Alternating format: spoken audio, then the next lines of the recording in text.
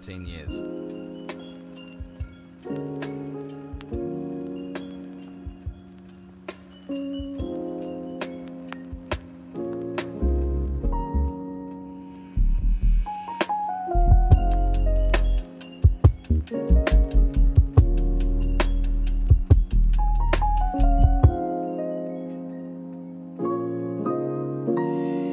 Pogger's 9 months baby is here.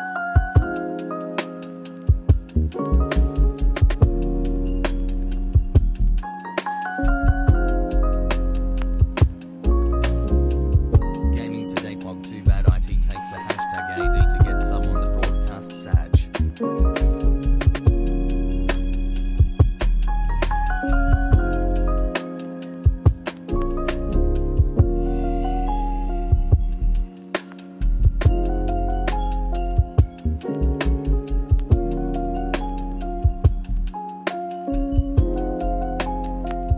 Happy Tuesday, ass.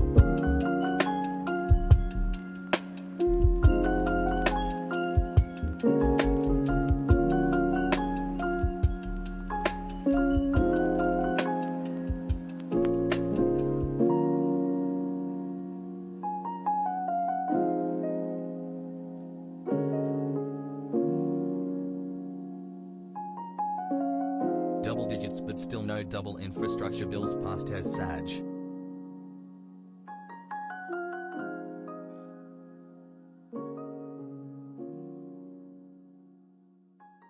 RP isn't dead copium.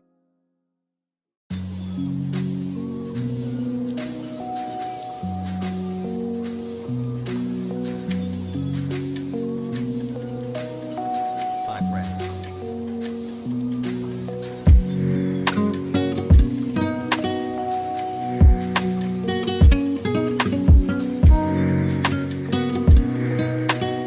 Oh yeah, baby.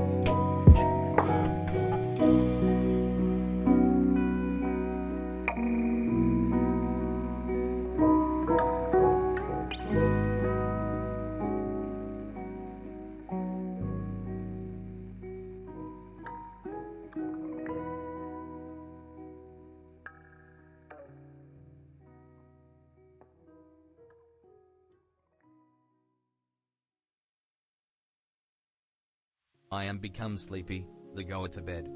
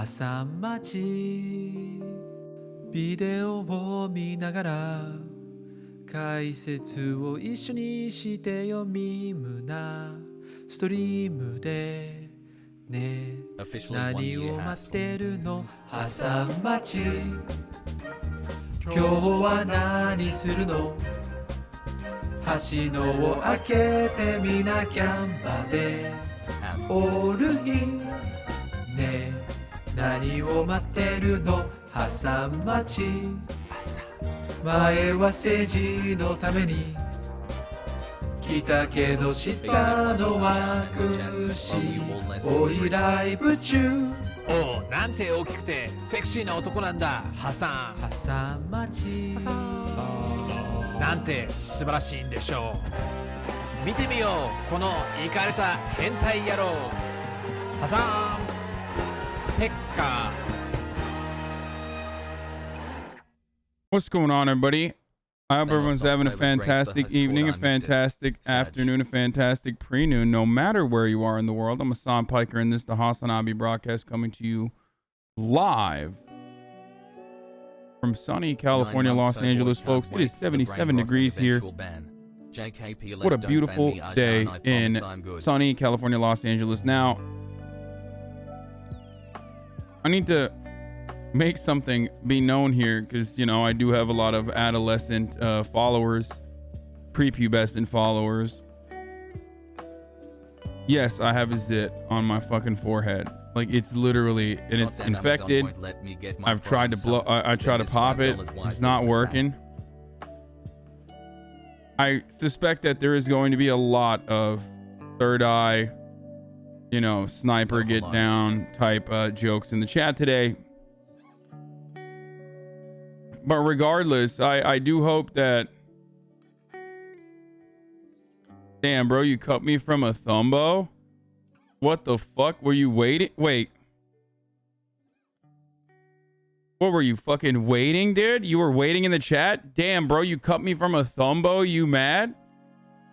I didn't even get started on the stream yet. Like, what are you fucking waiting in here, dude? He was like in the chat waiting for the opportunity to strike. Kate Bush opener. What do you mean? Where are you? Wait, my latest video, which is incredible, by the way. Austinox really fucked it up, dude. I mean, he did an incredible job on this. And of course, because my fucking YouTube viewer audience are a bunch of like annoying, I only want politics Andes, this vlog that is literally a fucking 20 out of 10 vlog only has 20,000 views in 4 hours. I just like...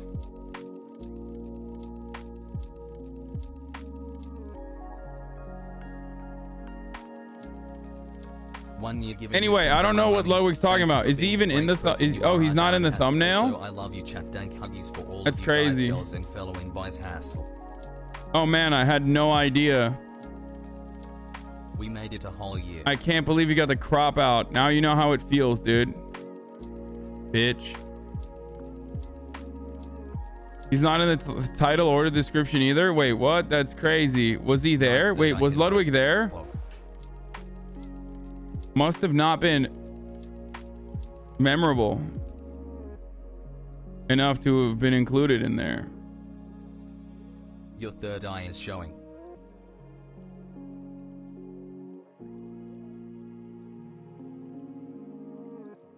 Whoever decided to not put Ludwig in the thumbnail is such a fucking genius. Actually, so funny. AYAYA clap. Crazy. Yeah, of course we did that shit on purpose, dude. I just wish this video did gangbusters. You know what I mean? Quit copying my acne meta. I wish this video popped the fuck off so I could just be like, yeah, guess what? Like, you know, my video is doing incredibly well. Fuck you, that sort of thing. Meanwhile, it's been up for 4 hours and it's got 20,000 views. I just like stuff like this discourages me so much. I just like despise some of the fucking audience I have where they're just like, yeah, dude, you need to give me the fucking politics. Like, that's it. Obviously, it's not the same for fucking Twitch because you guys love everything. You guys watch everything I do. But like,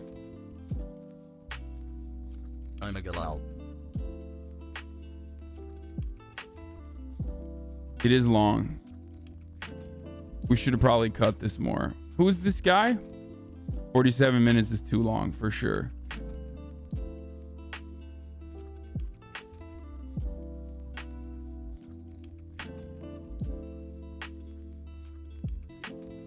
I didn't even get that video in my Rex, and actually none of your channel vids are showing up in a timely manner. Like 4-day delay or thereabouts.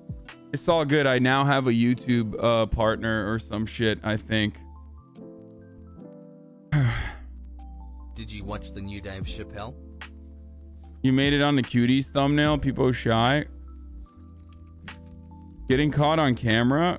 Wait, I made it as a hashtag too. XQC versus Hasan scavenger hunt. Oh, because Cutie was running the show on that one. I assume it's because we watched it live. It wasn't for the amazing Austinox edit, I probably wouldn't have watched it. You put this video out a week late. Everyone's seen the gun range 10 times already.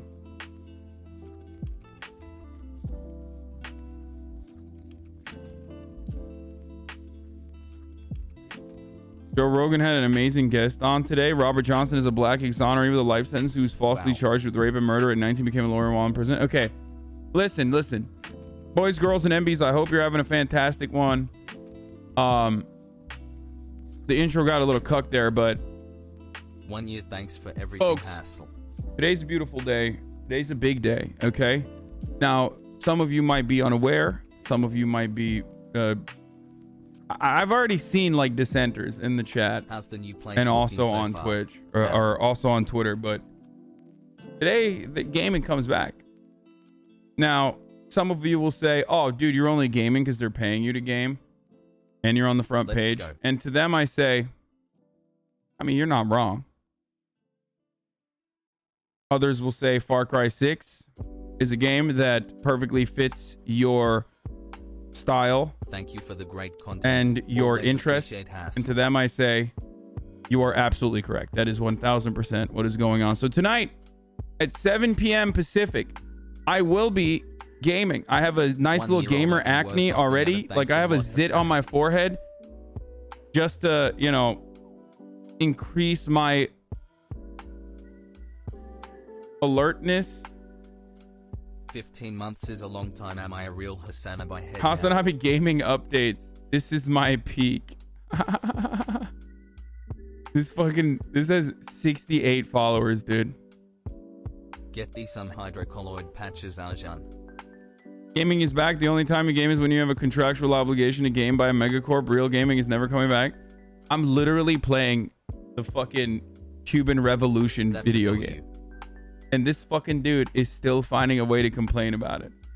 It's a game that I would play regardless of whether or not I would get fucking paid to play it. Scooby-Doo. Will Morrow, thank you for the 10 gifted subs.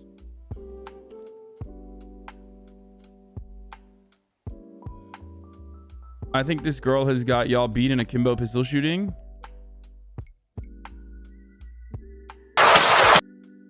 What the fuck? Bro, she literally can't even fucking pull the trigger with one finger, so she has to fucking hold it back with two.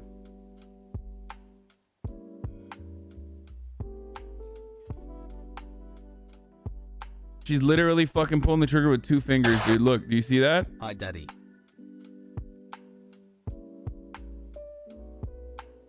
Your hair looks a bit greasy. What's up? Not trying to shit. Dude, I just got out of the fucking... I literally just got out of the shower, bro. I can't even have wet hair without motherfuckers being like, I'm gonna be super parasocial right now and suspect that you have like greasy hair or something. It's wet, dog. That's what happens when you take a shower.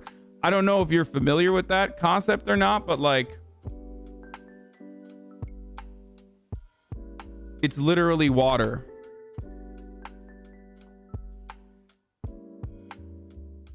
One year, let's go. Except for the fucking massive zit. Have you tried a hydroxychloroquine patch? No. Hassle. No, I have not. I've never done anything for acne other than pick at it. I've only done the wrong things for acne my entire life. It's terrible. Actually garbage. But what are you gonna do? Yeah, I'm just trying to be more like a... I'm trying to be more like a Twitch streamer. I'm trying to be more like my favorite Twitch streamer, Ludwig. That's why I got zits. Pogo. Any scary game for Halloween? Try Fatal Frame. It has ghost titties. Yo, just put a little bandage on it. Fuck it. Be like me. Only wash your hair every 2 weeks to a month. It's because I'm black, not because I'm dirty. I mean, you still got to put like fucking, you know, dry conditioner and shit on it, no? I don't know what the... I have absolutely zero idea on how black hair works. So I will not speak on it. Almost a year subbed. Last time I tried to speak about, what was it, like 4C hair? The entire chat lit up. 4C hair care with Haas. Let's go. Yeah, let's do it. What's going on, folks? Today I'm going to talk about 4C hair. That's right. The whitest motherfucker to do it. That's right. A guy who literally lived in a country where there's like 12 black people until he was 18 is going to talk about 4C hair. Arjan, gaming, Pogo. Just fucking cancel me, dude. Yeah, 4C hair needs to be washed like once, maybe twice a week. I wash mine once too. Once though. I mean, I wash my hair as in like actually use shampoo on my hair. I get it wet every day because I shower every day, but I put shampoo in it once a week. And today was actually shampoo day. So my hair is going to be really poofy tomorrow. That's just how it works. Lots of Somalis in Turkey. Not when I was growing up. This is going to be me soon. White boy waves. How to get waves with straight hair. How to get started, dude. Thank you. M HUD with the fucking plug, dude, with the link. I've always wondered how to get waves with straight hair. How to get started. Has a normal sized zit. The issue is that he has a small head.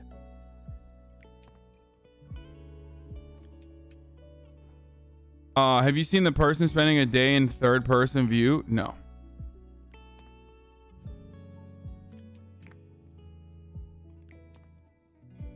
Anyway, I'm half white, half Afro Latino Puerto Rican, and I still only shampoo about once a week.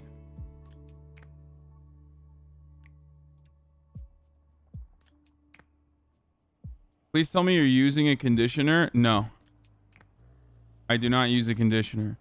I don't do shit to my hair, man. It's like, I don't know if that's good or bad, but I feel like it's all right.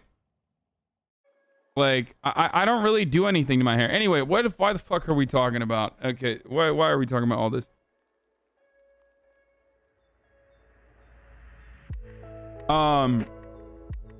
Need to look up co-wash. Daily hygiene with Hasan. You don't need conditioner if you shampoo less, chat. Yeah, I mean, you don't actually.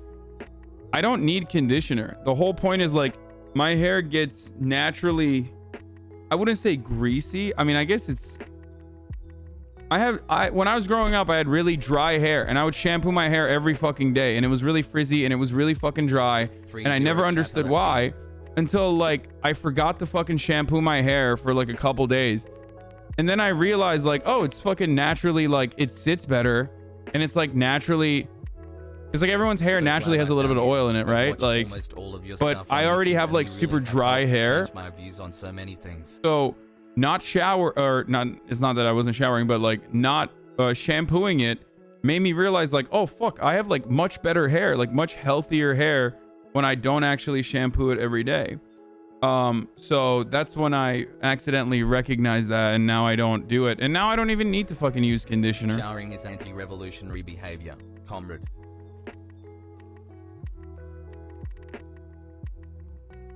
Foreign one is definitely what everyone in this chat uses in the shower. I mean, yeah, literally. I hate that feeling of natural oil you get after like 2 days. I don't get it after 2 days. I get it after like 4 days.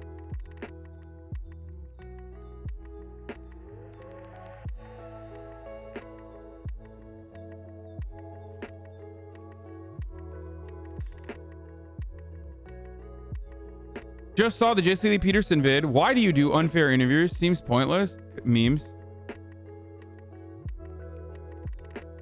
Hilarious Rogan edit to start the day.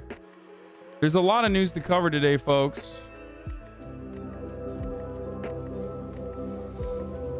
So we're gonna start off. It was like an alien spaceship.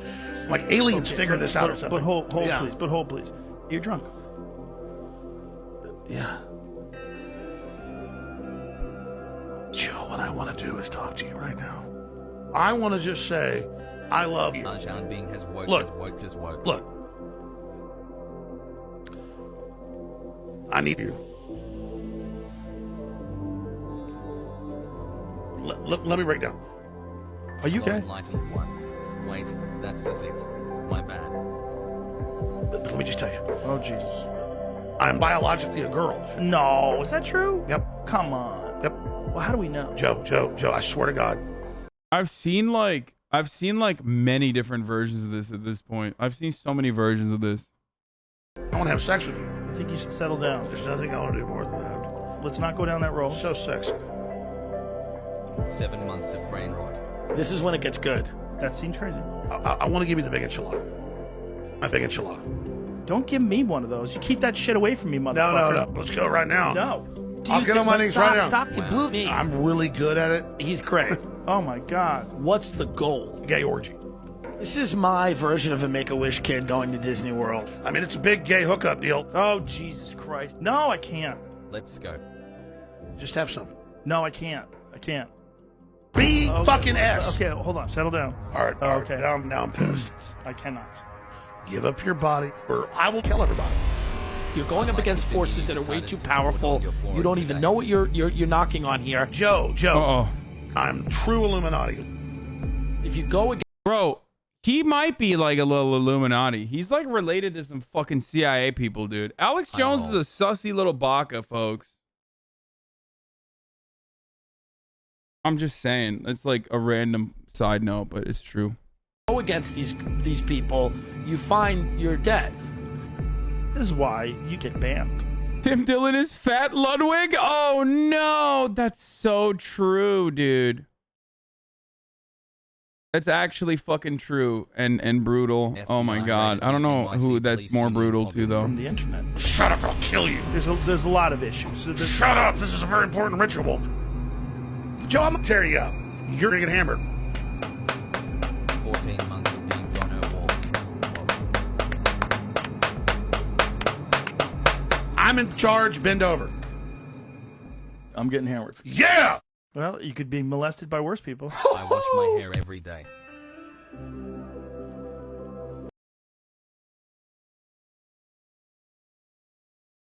Psychopath teacher indoctrinates kids with masks song? What the Pogue. fuck is going on, dude? Dude, a video essay guy and musician wants to come talk about K-pop.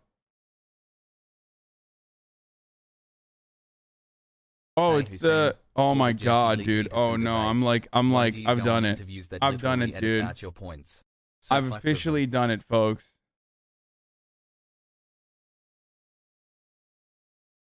Okay, I don't want to fucking get Hi. into a debate about degrade me. Somebody's waifu, degrade me for my birthday today, please, Hasan. No, you don't deserve being degraded.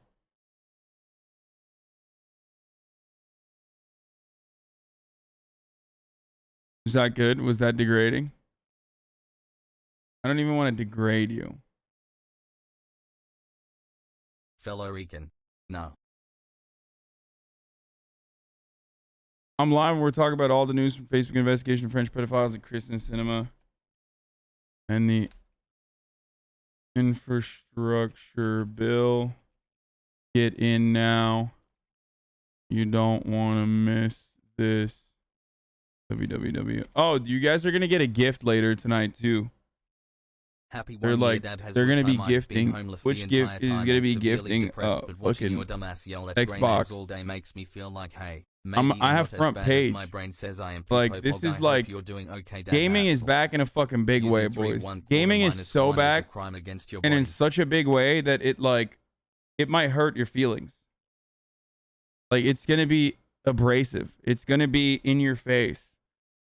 Yeah, I'm gaming and I'm playing Far Cry 6 on the front page later tonight at 7 p.m. Pacific.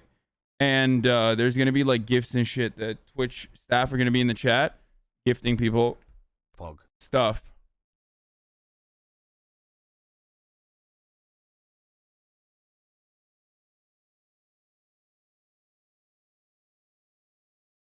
Why do you post a tweet here? We know you're live. I posted a tweet in here because now I'm putting memes in the tweet, okay, that I'm stealing from OK Buddy. And I post a tweet in here so you retweet it to boost interaction and engagement so that your friends and family things are looking up. also come in here and watch.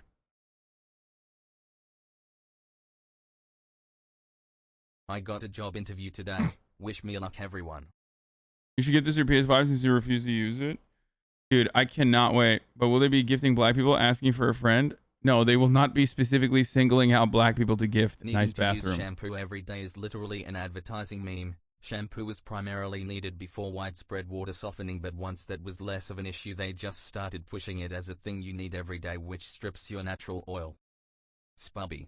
I really do. Like, I need to figure out how to limit essay no-nos. You know what I mean? Like, I just really... Crazy, it's been a whole year. There's just so much going on in the donos always. Like, motherfuckers are like, dude, I got some shit I need to tell you, dude. You need to fucking hear it. Are EU viewers able to participate? I think so. I don't know. I'll ask.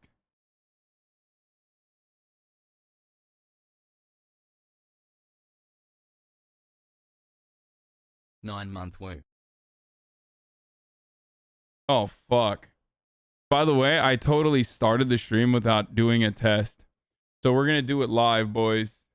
We're going to fucking do it live. You know what I'm saying? Later in the day. I got a lot of time until 7 p.m. to figure all this shit out. At Kirsten Sinema. Okay, let's get started. Let's get started. You can always humiliate officials, elected It's officials in not my public. birthday, It's but always Jimmy's morally in my correct. mouth. 100%.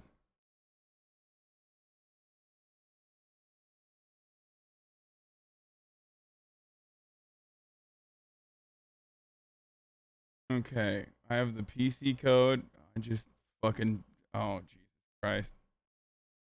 Can EU viewers participate? Bro, I have to watch in hushed tones and in dark rooms. You think my hick ass family's gonna watch a commie? I could be excommunicated at any moment.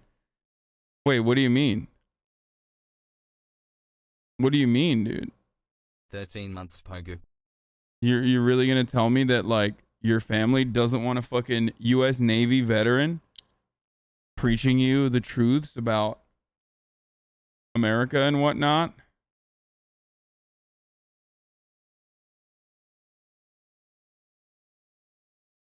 Kind of fucked up.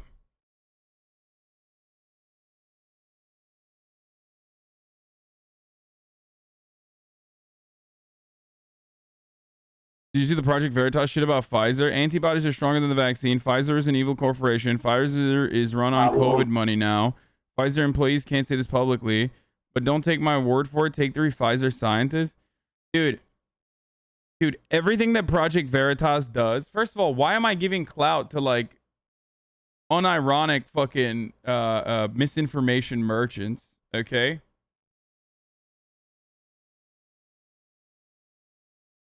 But like, the thing is, like, they're doing that thing that Republicans do all the fucking time. Here's a sub for my birthday, which is birthday man.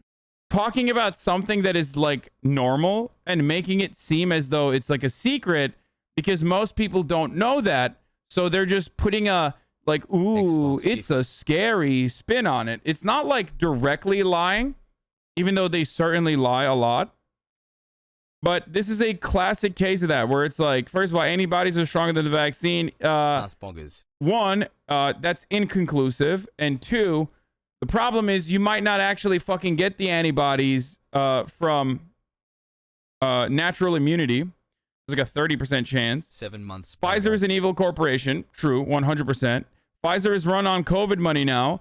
I wouldn't say this is true 100%, but I would say that yes, Pfizer absolutely relies heavily on the money that they're making on COVID. So that's not like, that's not crazy. I got you this one. Of course they are.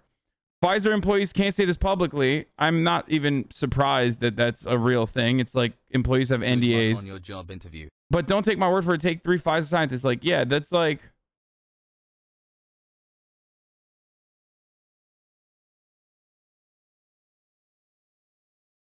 I don't understand. Like, you have to be a real fucking idiot to be like, all right, well, this is like some new shit. You know what I mean? This is some real new shit that's going on.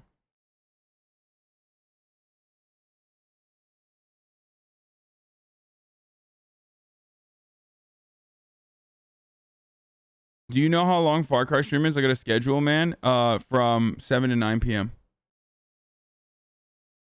The mark is coming, and Jesus is the only answer. Are you paying attention? The answer to the mark of the beast.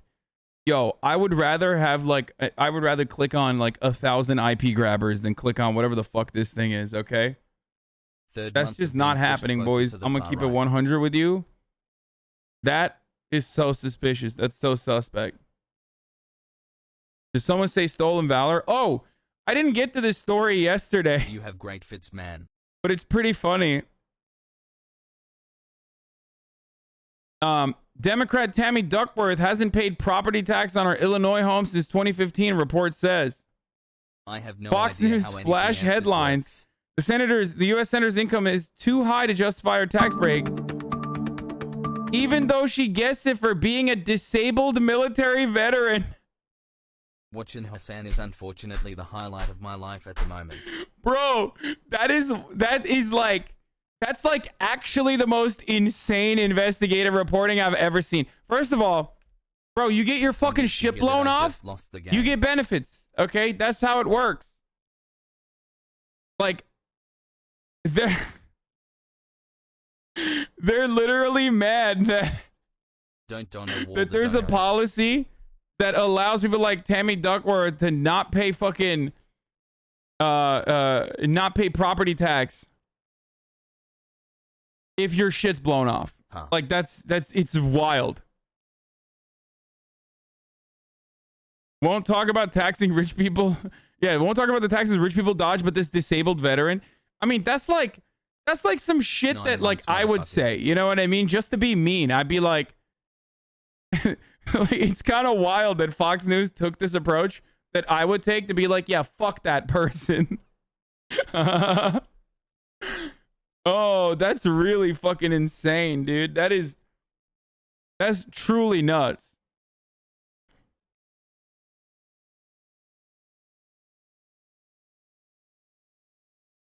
I actually don't understand this because, like, this is a big no-no. You know what I mean? Regardless of income. I love this. All right, let's read this whole thing.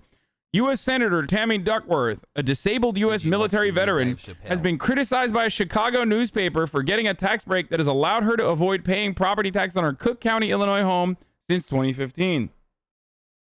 In an article published Friday, the Chicago Sun-Times identified Duckworth as one of more than 27,000 homeowners in Cook County who avoid paying the tax by claiming various exemptions that the Illinois General Assembly has made possible over the years. In Duckworth's case, the 53-year-old U.S. Senator pays zero in property taxes because she has a disability rating as 70% or higher, as determined by the U.S. Department of Veterans Affairs, the Sun-Times reported. Duckworth lost both her legs and some use of her right arm after the helicopter she was piloting was hit by a rocket-fired grenade in Iraq in 2004. Like she literally... This is so sick, dude. This fucking welfare queen. Bro, she got no legs, dog. What the fuck? What a psychotic fucking article, dude. I love this. I love this article. I'm sorry. Like, oh my God. Oh, Jesus Christ. This is funny as fuck. It's funny as fuck because this is like I would not make this joke. Okay? Especially for someone like fucking Tammy Duckworth, I would not make this joke. I would not even say this as in a joking way. You know what I mean? 7 months, Pog. But fucking Fox News is just out there being like, what's up with these veterans that got their shit blown off? Not paying property taxes. That's kind of fucked. Somebody's got to fix that. What a brilliant strategy by Fox News. You unironically said words about a certain someone's missing eye. Yeah, that was a broader point that I was trying to make. Okay? A broader point that I was trying to make about a person not recognizing or not learning from his own personal experience, and as a matter of fact, weaponizing his own personal sacrifice to further send other people into war. And also, that person's a piece of shit, and I don't really care. Tammy Duckworth is like, you know, she's not all that. I mean, she's not great. She's a senator. It's just like, it's not working. It's just not gonna, it's never gonna be good. You know what I mean?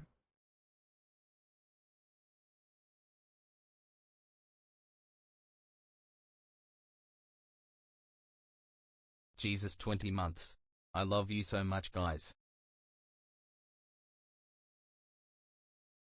An investigation found at least... Yeah, we're going to talk about French pedophilia, obviously. Don't worry, okay? I will be ripping into French culture in a little bit. Experiment code named Goofball. French Catholic pedophilia, specifically. No, we're not talking about French philosophers. We're actually talking about the French Catholic Church. Of course we're going to do that. Don't be crazy. You think I'm going to give up on an opportunity to shit on French... the French pedophiles specifically? Bro, the amount of fucks you don't give teach us what?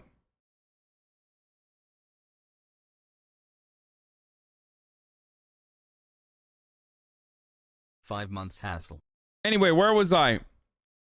The Sun-Times article then quotes a tax watchdog who claims that Duckworth and others in qualifying for exemptions, whether for being disabled for other reasons, mean that too many people become eligible to pay no tax, thus increasing the burden on who fail to qualify for breaks, according to the report. Yeah, these fucking disabled people, man, they have it too easy. What an article, dude. An article that's basically like, yo, fuck these disabled folks, dude.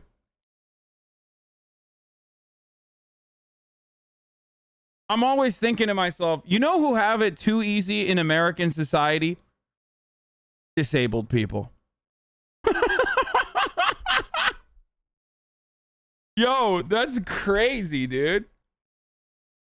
16-month smile. Especially disabled veterans that got their shit literally blown off. Turks suck off French culture rough. At least Lud doesn't have two first names. Is there a recent Anna Kasparian Ben Shapiro debate? It's pretty cringe. I mean, this guy's not that mad yet. I think he will be if he's French. But then again, when are the French not mad? Only resubbed cause I support Hasan, a retired war vet.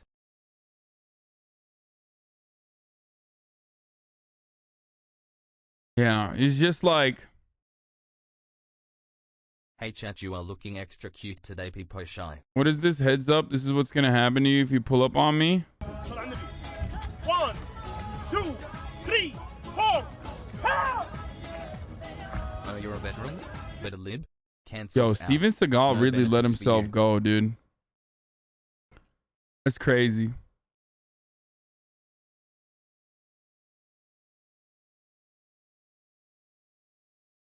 Huh.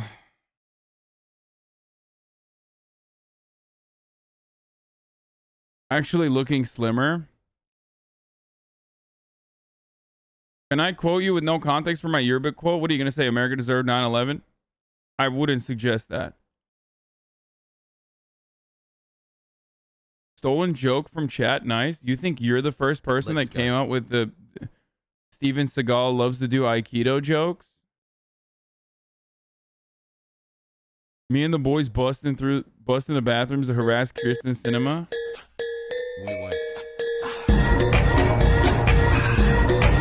That's right. Let's go. Bathroom warriors are back, baby. Hassle. If you want to take a shit in a fucking public stall, dude, guess what? Think again, motherfucker. It's not happening. Do you understand? It's not fucking happening because Senator Kirsten Sinema of Arizona might be there, and we are going to be there with her, okay? Don't do it. Don't fucking do it, dude. Don't you fucking dare do it, dude. There it is.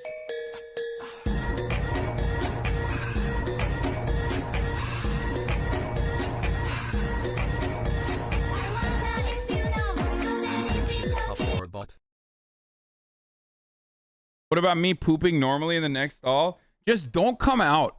I don't know why people, I mean, or do come out. I don't know. Like, I feel like the bravest people on the planet are people that literally fucking take shits in public bathrooms and then don't care when there's people outside. Like, there's clearly people outside. And if you take a shit and then you flush and you walk out, that is literally, you have the most unshatterable, unbreakable frame. You are the Sigma. You are the Alpha. You are the Omega. Like, I will sit there for like a good 5 to 10 extra minutes. When I take a poop, even if it's like, you know, a nice restaurant or anywhere else, like not a fucking like, you know, a gas station bathroom or a school bathroom or whatever, because that's like insane. I'm not doing that. If I'm taking a poop at school, like when I was in high school, you know, 700 years ago, back when we had to, you know, drive a horse cart and a buggy to school, and I would walk up a hill both ways for 7 miles. You know, way back when, Sonny, I would just wait until, you know, I wouldn't take a shit. I couldn't take a shit during the breaks because like everyone's gonna harass me, I felt like. So I would wait till, you know, the class had started, and then I'd be like, yo, teacher, I gotta go.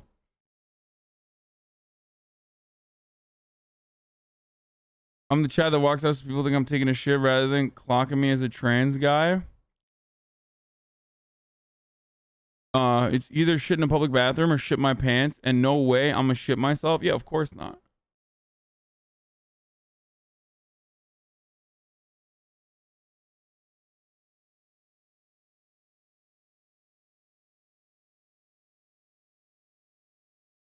Only the most intellectual combos about politics in the HasanAbi broadcast. I mean, yeah, we are literally talking about harassing a senator in the bathroom while she's doing a poopy. Okay, that is American politics. What else are we going to talk about, dude? I mean, she hasn't held a fucking town hall in 3 years, dude. What are we going to do? She literally left DC in the middle of the talks where she's like blowing up these fucking convos about the infrastructure bill. She blew up the convos, went back to Arizona, and was like, oh, I'm just going back to Arizona because my foot hurts from doing I don't know, from hiking or whatever the fuck kind of weirdo shit she's doing, okay? It's like, no, you're not allowed to hike, dude. Okay? Shut the fuck up, dumbass. You don't get to fucking hike. Anyway, and then it turns out she's not even fucking gone hike. She's not even getting her foot looked at, or maybe she did, but she's holding fucking fundraisers. Has left.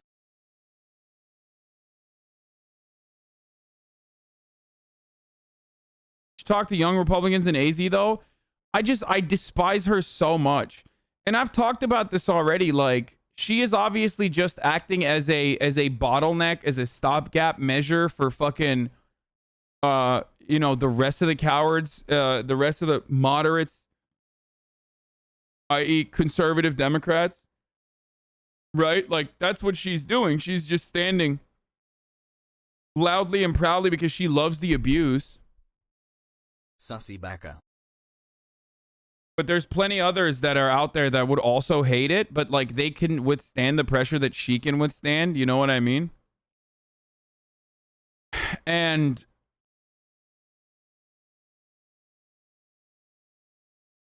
so she's just operating as like the singular, she's like the magnet for all the hatred. Mostly because I do think she has a humiliation fetish. Obviously, if she didn't have a humiliation kink, she would not dress the way she does. And I say this as someone who also has, you know, certain outfits that are out there. Okay? But like Kyrsten Sinema is consistently bad. It's consistent. She dresses like dog shit consistently. I've never seen a fit that she's rocked where I'm like, yeah, that looks good. Okay. Felix had a really good joke on the latest Chapo episode about the way Kyrsten Sinema dresses, and I'm just not going to say it because I don't want to be canceled, but it was very funny. Okay. He's got the card. He can be a little ableist. Devious lick of a shitter. I'm just relaying what he said, and I'm saying it in okay. I'm gonna repeat what he said,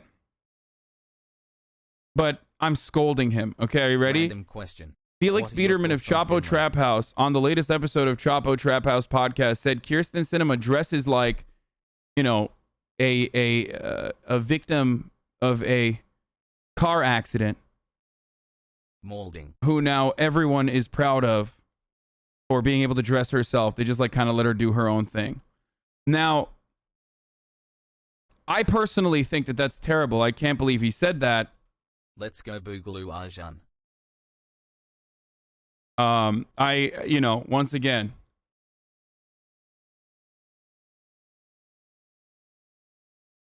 that's not that bad. Are you kidding me? He's saying that she has like, okay, yeah, that's not that bad. Biden is live right now, by the way. What the fuck, Jack? It's the Mac attack, dude.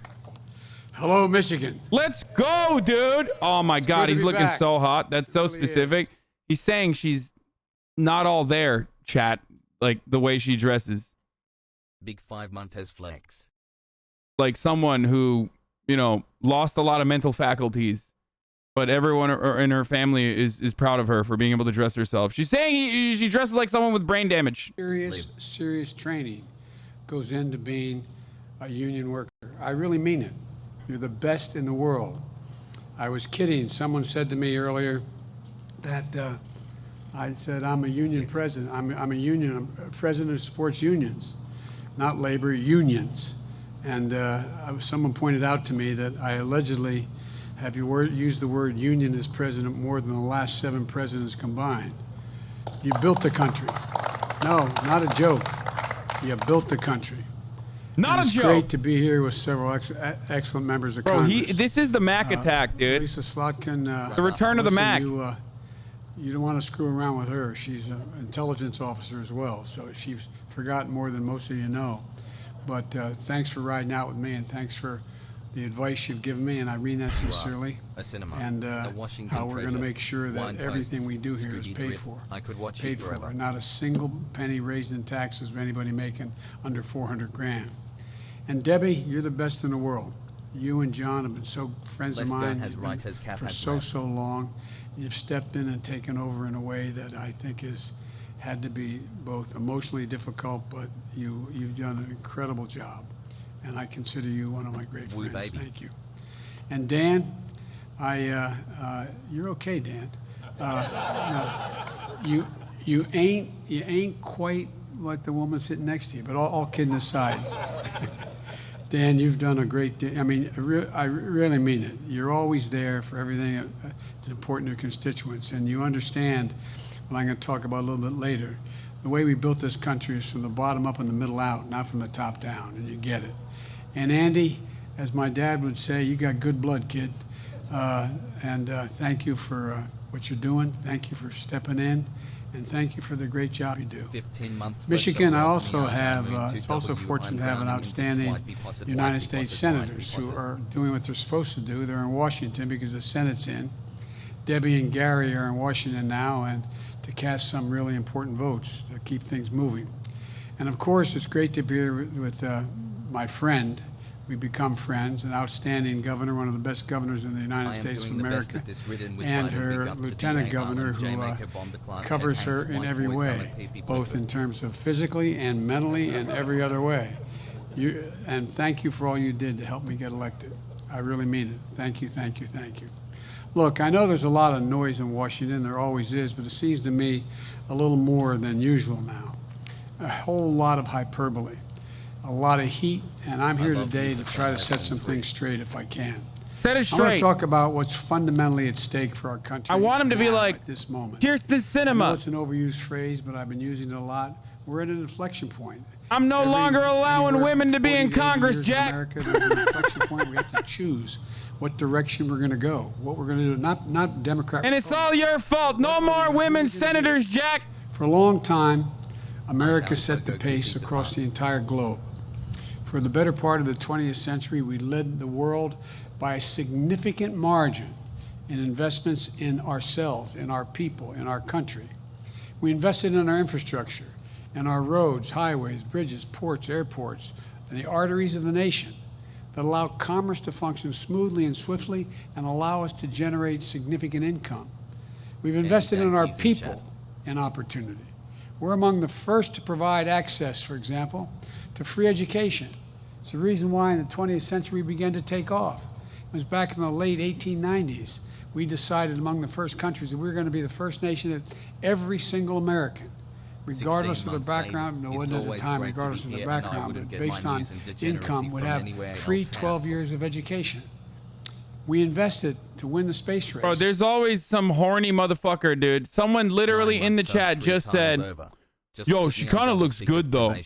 What's wrong with you, dude? We stopped investing in ourselves. Examine yourself, America is dude. still the largest economy in the world. We still have the most productive workers and the most innovative minds in the world. But we're risk losing our edge as a nation.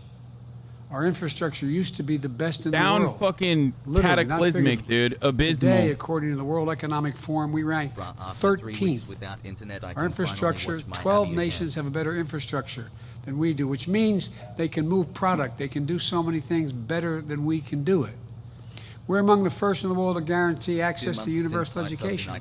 Now, the Organization of Economic Cooperation and Development ranks America 35th out of 37 major countries when it comes to investing in early childhood education as a percent of GDP. Think of that. We suck so bad, dude. All the industrial nations in the world. The instinct Americans would say, if you asked them 25 years ago, say we're number one. America fell off, We are dude. not. The hood watches Finland now. That are lower than us. All those investments that fuel the strong economy, we've taken our foot off the gas. I don't know what's happened. The world has taken notice, by the way, including our adversaries. And now they're closing the gap in a big way. So it's essential that we regain our momentum that we've lost and work our, the work of our time, it seems to me, those of us who hold public office, is to prepare ourselves to be more competitive and to win the fast-changing 21st century in the global economy. Things are changing incredibly quickly. That's why I propose two critical pieces of legislation being debated back in Washington right now. The first, a bill to invest in our physical infrastructure. And the second is a bill to invest in our human infrastructure. I'll talk about both these bills in just a moment, but first, I want to set one thing straight. These bills are not about left versus right. Bro, he's doing the one eye thing. Moderate versus progressive, or anything that pits Americans against one another. These bills are about competitiveness versus complacency. They're about opportunity versus decay. They're about leading the world or continue to let the world pass us by, which is literally happening. To support these investments is to create a rising America. America is moving. To oppose these investments is to be complicit in America's decline. To support these bills is to pursue a broader vision of our nation, and oppose them is to accept a very cramped view of our future. This isn't about two pieces of legislation. It's about the inflection point I mentioned earlier we are in our history, the world history. So, here's what I'm proposing. First, the infrastructure bill. It's about rebuilding our roads, our highways, our bridges, our ports, our airports, our broadband, all the things that need repair. Our arteries of our economy have always been fueled by the economic might and dynamism of Americans. Across the country right now, 45,000 bridges and 173,000 for the 10 gifted subs. miles of roads, according to the engineers, the Society of Engineers, are in poor condition. The fuck? This break? 35,000 bridges and 173,000 miles of roads, according to the engineers, the Society of Engineers, are in poor condition. Where is Kamala Harris? Why the fuck would Kamala Harris be? She's the vice president, bro. The vice president takes a back seat usually. They don't take an active role. They don't do shit. It's a symbolic position. I'll bet everyone in this room can tell me what the most dangerous intersection in this town or any town they live in and where it is. Bro, take an hour off. I'm not going to watch. You hold your breath when you're driving. I'm not going to watch the two videos that you keep sending me right now. Not a joke. Working with the governor and members of the Congress here, we're going to put hardworking Americans like the operating engineers here in Howell on the job to bring back our infrastructure and bring it up to speed. Good union jobs, not $12, $15, $18, prevailing wage jobs. Wage that give you dignity, that you can raise a family on, that you can hold your head up. This is a blue-collar blueprint for how we restore America's pride. And the jobs these are jobs that can't be outsourced. We're going to put plumbers and pipe fitters to work, replacing lead pipes in America, so families and children can drink clean water. 400,000 schools. I mean, it's not just our homes, it's across the country. We're going to put line workers and electricians to work laying thousands of miles of transmission lines and to build a modern infrastructure and energy grid. We're going to make high-speed internet affordable and available to everywhere in America. We're talking about on the way over with Alyssa, that how short the number of people have access to the internet here because of the lack of investment. We're going to make the largest investment in public transit in American history. And we're going to make the most important investment in our rail system since the creation of Amtrak 50 years ago. We're not going to do shit. Now, let me tell you, our competitors aren't hanging around and waiting to see what we're going to do. They've been pouring billions of dollars into infrastructure. Like, this is all people for years now. Yap. We ain't doing shit, dude. Now, I've been clear that China uses unfair like 8 to 12 American Democratic senators and of course the entirety of the Republican Party, we're literally not going to do any of this, okay? I feel like 3 times as every much single day as a share of their economy. Every single day I feel like we get closer and closer to like this fucking infrastructure deal falling apart in its entirety, okay? And then that conversation is going to turn around from like the moderates blowing this shit up on purpose to, well, the moderates passed the bipartisan bill.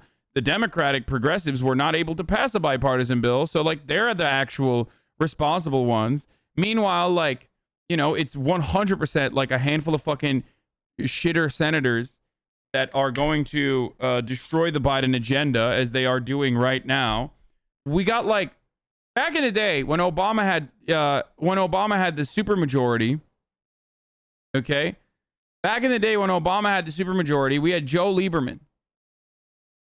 Now we have like 8 Joe Liebermans, and only like 2 of them are actually visible, and 6 of them are behind the scenes, like waiting.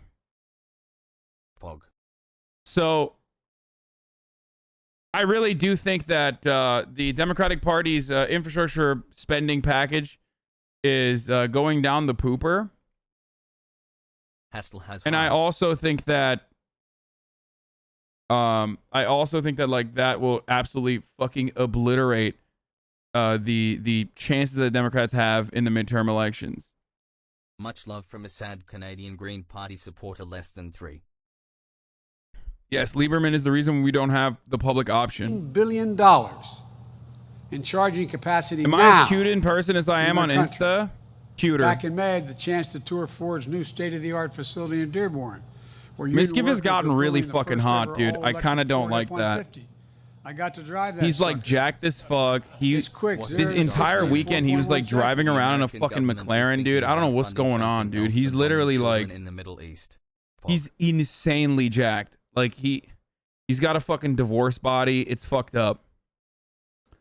Anyways, keep going. All going electric. All in partnership with the UAW. The whole world knows that the future of the auto industry is electric. We need to make sure America builds that future instead of falling behind. We should build those vehicles and the batteries to get them here in the United States of America. That's what we should build here in the state of Michigan. I want those jobs, and no, I really mean it. The Democrats didn't get it done, so let's vote back Republicans. Dude, it doesn't matter. That's what my plan will do. It doesn't matter what I have to say about it. That's just how the American public operates. They hate fucking losers, dude. And Democrats are perpetual losers. Americans don't like gridlock. Americans don't like fucking legislation not passing through. If you pass legislation swiftly in the most authoritarian manner possible, then you are seen as a successful person. Okay? That's the thing.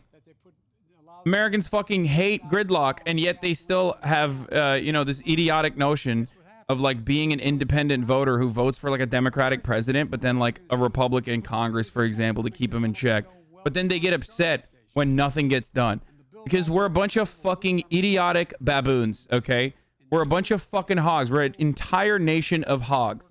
So none of it even matters though, because we have one moderate right party and one far right party in this country, and the moderate right-wing party actually ends up having like a couple more progressives than they did in the past, and Joe Biden is pushing for a moderate, like center-left agenda right now with his bipartisan or with the infrastructure package and everything else that he's advocating for. There is still plenty of betrayals with respect to immigration policy, like going with the exact opposite of what he said he was going to do with respect to his immigration policy. Never even bringing up the public option ever again, even though he literally ran on it against Bernie Sanders' Medicare for All. And basically, it just sucks. I don't know how else to describe it. Like he's running. This is a center-left proposal. The infrastructure shit.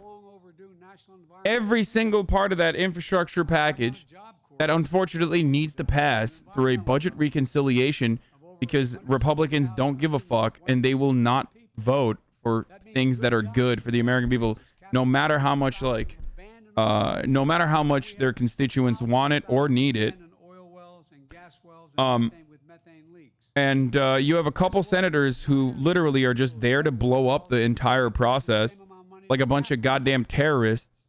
And Kyrsten Sinema is literally a terrorist. Like Joe Manchin loves being the obstructionist, but because he's the reasonable centrist in the Democratic Party. Kyrsten Sinema is literally a fucking terrorist. She might as well be strapped up with a fucking ID to her chest, sitting in the middle of Congress. Like that's what she's doing. Okay? Joe Manchin is not reasonable, don't get me wrong. I'm just saying that, like, he portrays himself as the reasonable centrist. Last year, because of extreme weather, cost America $90 And that's how he makes his living. That's how he makes his money. 99 billion taxpayers' dollars. Whereas Kirsten Sinema is like impossible to fucking comprehend.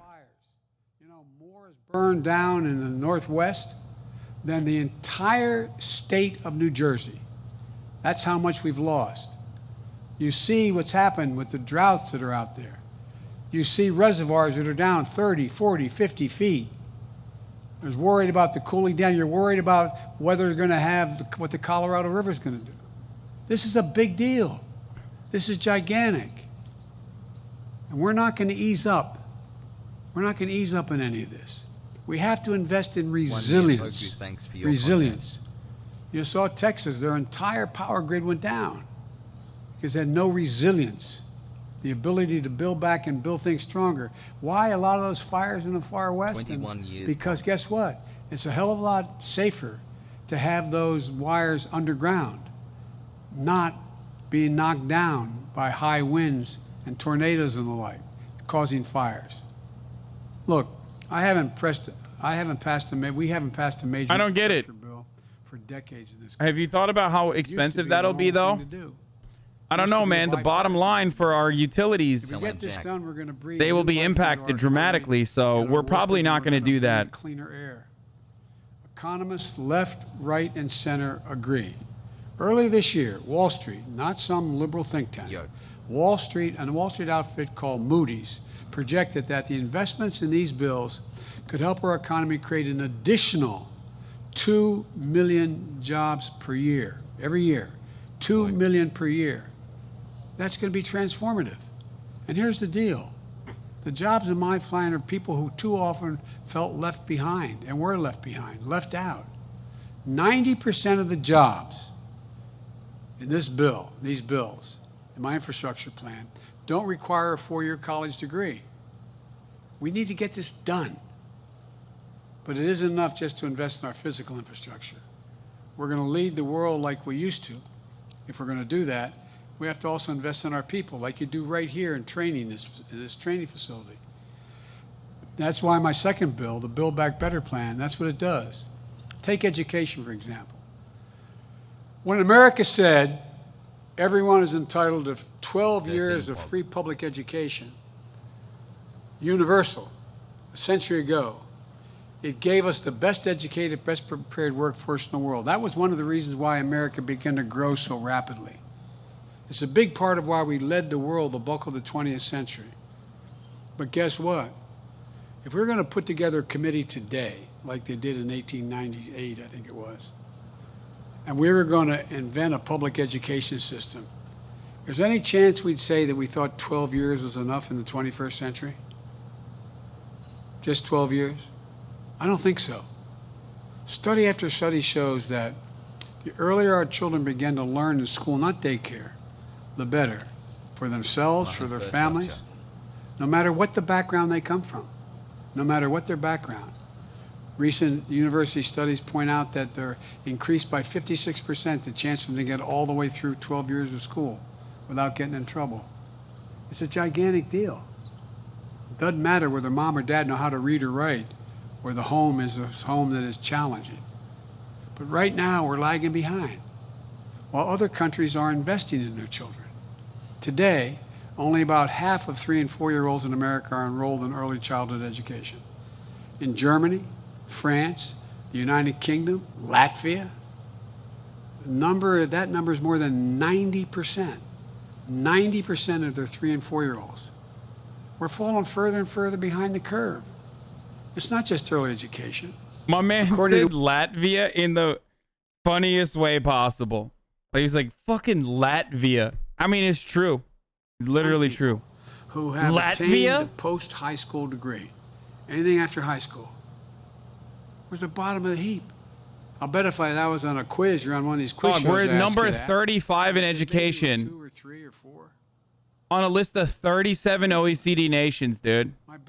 Number 35. We are the Mississippi of the fucking developed world, okay? Love you and chat hassle. We are literally, like, all the other countries are like, well, at least we're not the US, you know.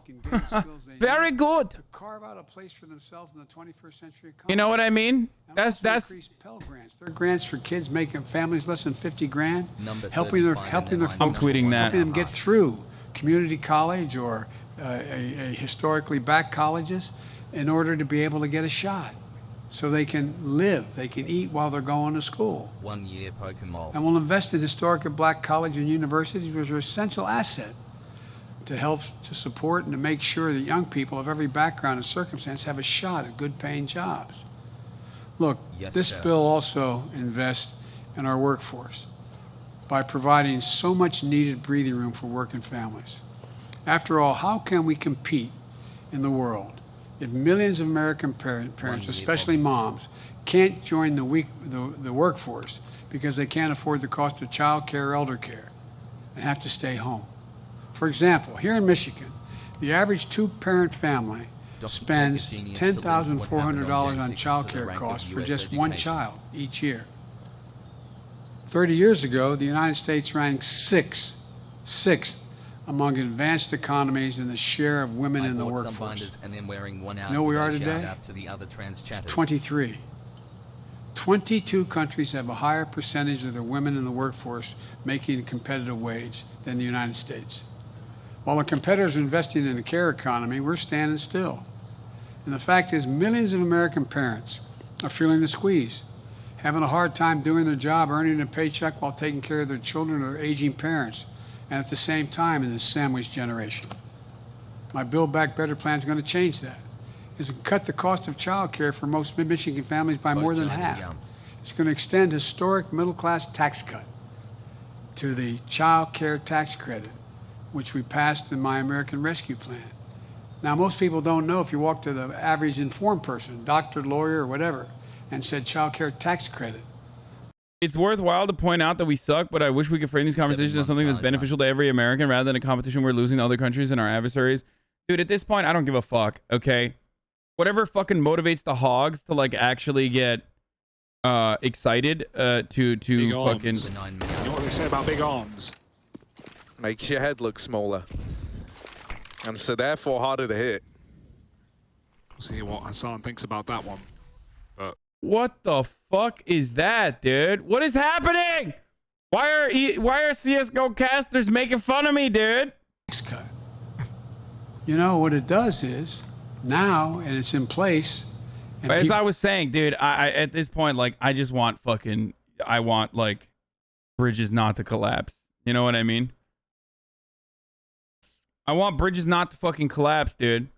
And I personally feel as though, like, the only way you can get fucking bridges not to collapse is, I don't know. Some of these hogs need to fucking be like, yeah, this is kind of fucked up. We're not spending money on ourselves. Okay. Poverty and by 40%. That money's already a life changer for so many working families. And as I said, that's actually, I was wrong. In Michigan, it's 44% cut in child poverty. We need to keep it going. My plan is going to put Americans to work constructing and rehabilitating safe and affordable housing to help ease the cost of housing while generating even more jobs. In most of the major metropolitan areas of America, you can't afford the housing. And it helps to meet the moment on climate change as well. We're setting the course for America to achieve 50 to 52% reduction in greenhouse gas emissions by 2030. For us to reach net zero emissions by 2050. This bill helps us get there in a way that creates good jobs, makes us global leaders of fast-growing clean energy industries, like electric vehicles, solar and wind power, battery power. To be honest, like, I don't even care. Like, I don't care that, like, Americans are apprehensive about spending or whatever. I don't even care about convincing them. I am totally on board with, like, being authoritarian as fuck when it comes to measures that help every American. Like, I've completely given up. Just lie, cheat, steal, make it fucking work, dude. I don't care. I do not care. Just give us fucking health care. Like, spend some goddamn money on infrastructure. What the fuck is this bullshit, dude? It's like, that's dangerous as fuck. No, it's not. America's already a fucking authoritarian oligarchy, dumbass. It's not dangerous as fuck. What's dangerous is literally driving on any bridge in Indiana, okay? That's what's fucking dangerous, dog. Not like some theoretical notion of democracy and the democratic process in a country where like Kyrsten Sinema and 6 other senators alongside the entire Republican Party, of course, could just be like, yeah, no, I don't care about fucking making sure that we spend some money on infrastructure. I don't think Medicare should be able to bargain for pharmaceutical prices. Like, thumbs down, sorry, poors. Like, no, fuck that. Jail that person. Literally just throw that person under the jail. Okay? I'm sick and tired of this bullshit. Like, that won't be democratic. Why? Like, who cares? What's more democratic than enacting the will of the majority? Enacting the will of the American working class, dude. This is fucking psychotic.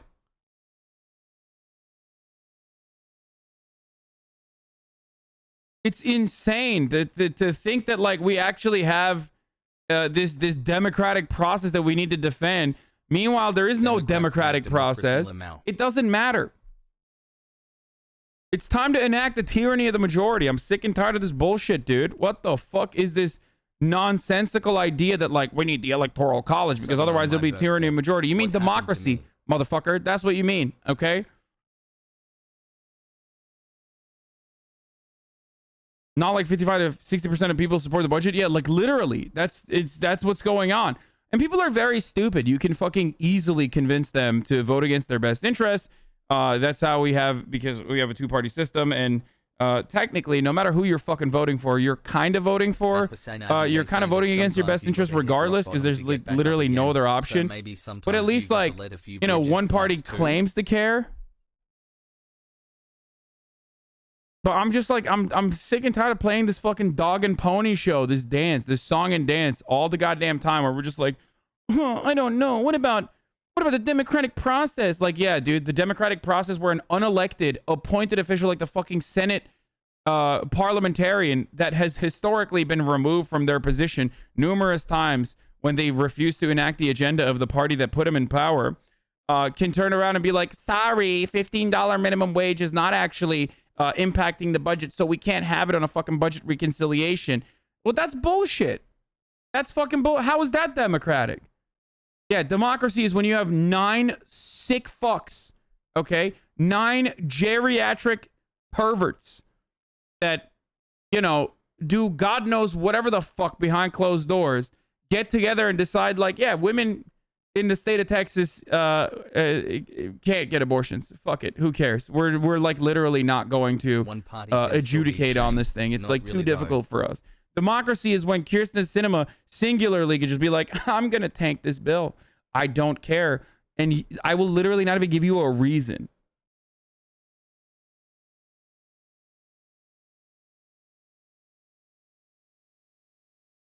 It's fucking bullshit. I would put in a provision where like you should be able to be like, there's an active measure going on right now. There's like this is the legislative agenda. Here is your elected representative, okay? They have to sit in front of like whoever the fuck wants to come in a forced town hall, okay, at gunpoint. At gunpoint, you get the military to fucking make senators sit in front of the public at gunpoint and have them describe to people why they're gonna refuse to why they refuse to allow Medicare to bargain and lower pharmaceutical prices. You need to explain that to your people, okay? I don't give a fuck. Figure it out, okay? I need you to explain it to people. There is no like, I'm not doing this. I'm avoiding public scrutiny. Like, fuck you, dude. You don't get to avoid public scrutiny. I need you to explain to every single fucking diabetic person there, people who rely on fucking, you know, cancer medication, people who rely on insulin to survive. I need you to explain to them why we are the only fucking country on the planet where it's illegal to fucking bargain for pharmaceutical prices and lower them. We are literally the only country on the planet that does not do this. Okay? How fucking insane is that, dude? What do you think? Like, Merck and Pfizer and all these other companies are actually giving the same exact pharmaceuticals to Australia at like literally 1/10 the price out of the kindness of their hearts? No, they're doing that because Australia's like, fuck off, mate. We're not gonna fucking pay $10,000. What do you think? We're a bunch of fucking American hogs, yeah? You want to fucking sell your medication in this country? You're gonna have to fucking lower those prices. Lower those dollary dues. Weird dude.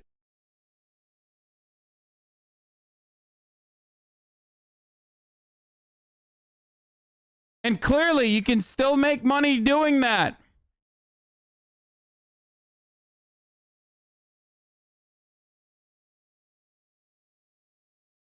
Otherwise, they would not be selling to Australia. The election coverage stayed for the accents. Great year. Pfizer is the #1 donor to the FDA. What does that even mean? Like, what does that... What does that mean?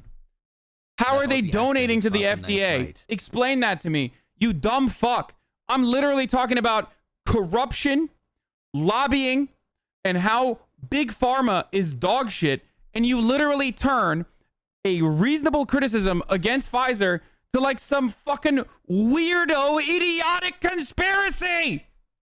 Fucking literally don't take the vaccine and fucking die of COVID at this point, okay? I don't care. Greetings from the God damn it, dude.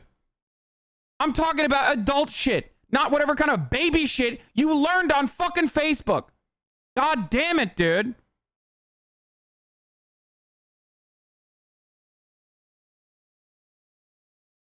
Fuck me. Holy shit. It's like I'm literally talking about what is going on and you go, actually, the real fear that nobody talks about is America's debt spending. Like, the real fear that nobody's talking about is balancing the budget. Or the real thing that we should be talking about is going back to the gold standard. Abolish the Fed. Like, shut the fuck up. Shut up. Shut your stupid fucking mouth.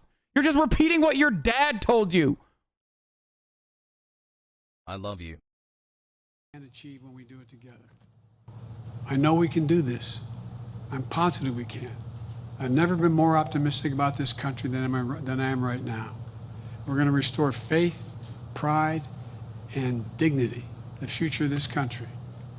And we're going to pass both of these bills and start building this economy to beat the competition and deliver for working families. Thank you. May God bless you. May God protect our troops. Let's get this done. Thank you.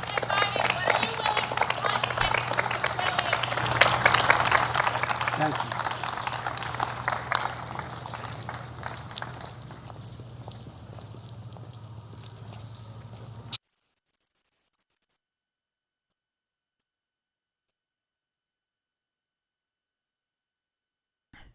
There he is, dude. Sherrod Brown. You got Governor Whitmer. Wait, that was Sherrod Brown, right? Like, I'm not crazy. What the fuck?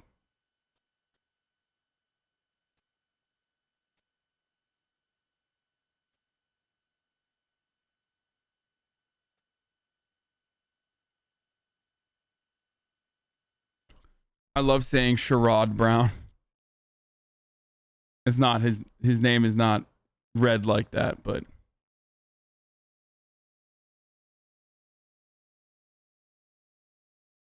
anyway, I'll prove you wrong, you hairy ape. The Food and Drug Administration has moved from an entirely taxpayer-funded entity to one increasingly funded by user fees paid by manufacturers that are being regulated. I'm gonna die, dude. I want to fucking I just like I can't. This fucking idiot has been following me since 2019, dude. 2019. And his brain capacity has fucking diminished in that process. This is the day. This is the fucking day where I die. You are doing that thing where you explain something that is a normal part of the process and you're putting a fucking skeptic spin on it to make it seem like it's fucking weird. It's no different than saying, awfully suspicious that there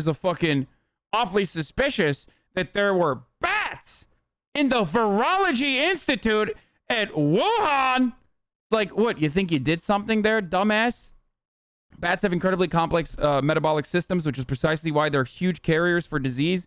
They usually often are a big part of why like diseases transmit from one animal to the next, making it more deadly.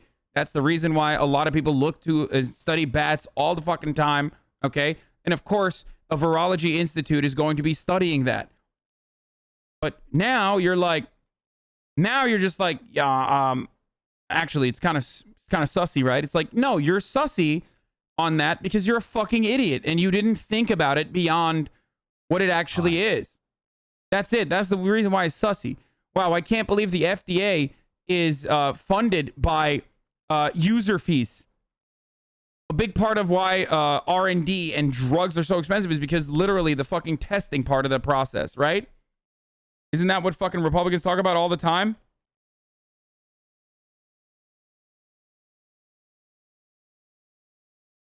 I'm a degenerate.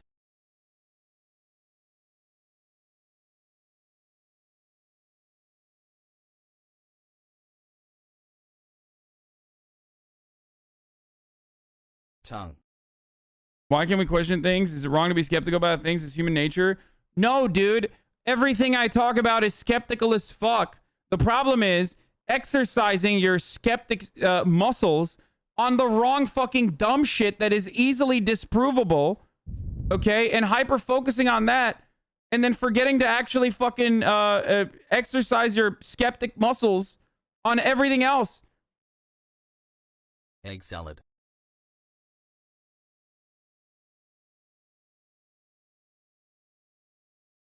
45% of the FDA budget, $2.7 billion, is paid for by industry user fees. My girlfriend found out about my other girlfriends. What do I do, chat? Wait, so you're against rearranging the taxpayer budget? You think it's pointless and useless? How else are we going to fund these endeavors if we keep spending billions and billions on our military? I've never said that. Now you're just mad at something that does not exist. Something that I've never said.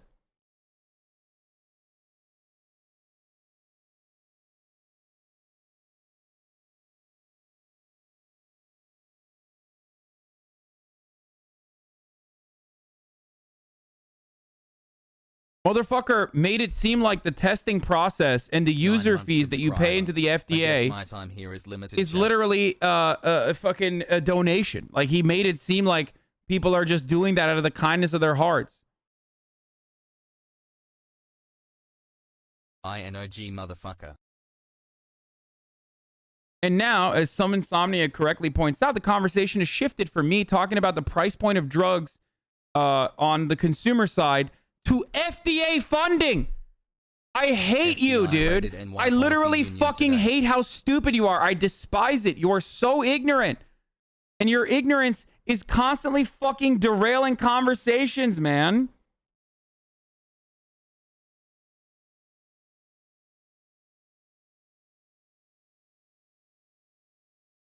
Like, you're not productive. You're being a fucking idiot. And your idiocy is shifting attention away from like an actual problem to some dumb shit.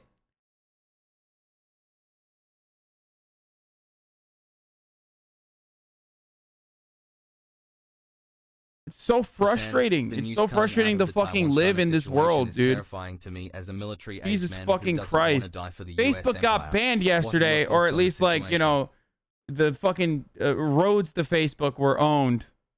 We still don't know what the full reason is. There's a lot to talk about here. Obviously, we're going to talk about how Susan Collins is like making like idiotic suggestions.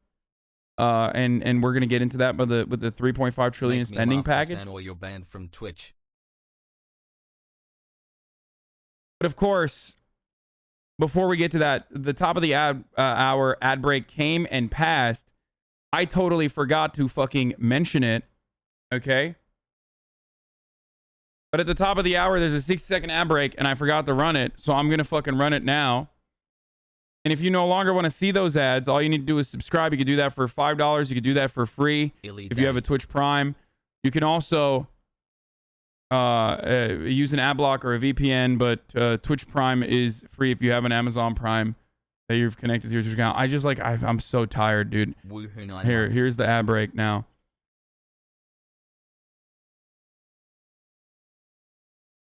No, you did say it. I would have sworn you did, where you were venting about the idiot. You were mocking him and said something along those lines. Why don't we talk about the Wall Street budget sarcastically? What? Okay, take a week off and think about the things that you're doing here.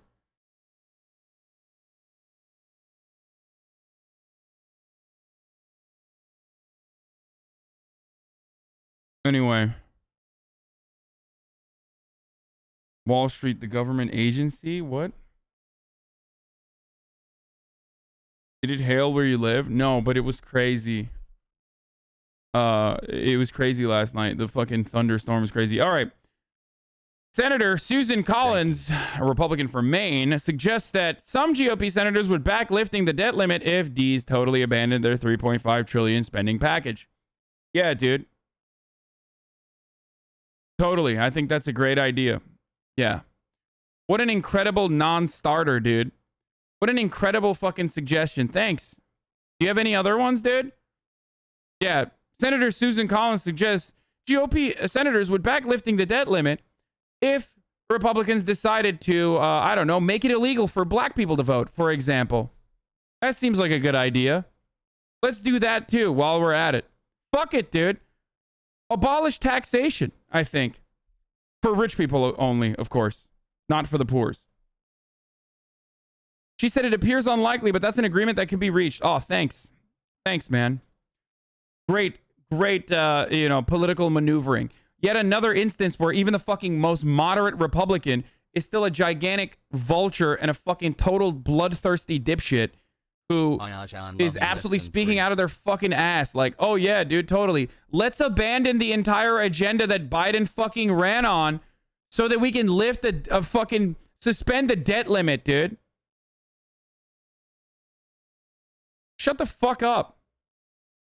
It's not even good political posturing. Like, you don't even care enough to come up with like an actual somewhat reasonable sounding counter.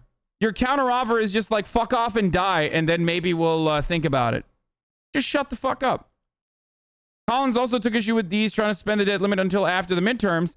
The House cleared a bill last week that's bound to run into a GOP blockade this week. Think fair to say Collins' idea for D's to scrap Biden's economic agenda for a debt limit deal is being rejected as a total non-starter.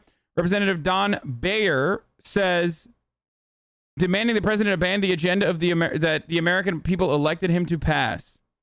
That's precisely what that is. Also worth noting, the debt limit needed to be raised or suspended this year, regardless of the Democratic spending plans.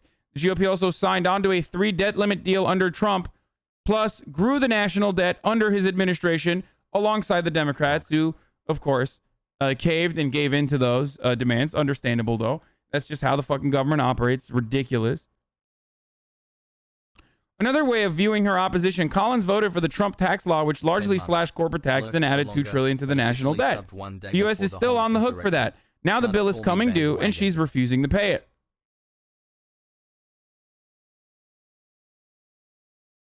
12 months. Thank you. The Senate Democratic aide weighed in mod check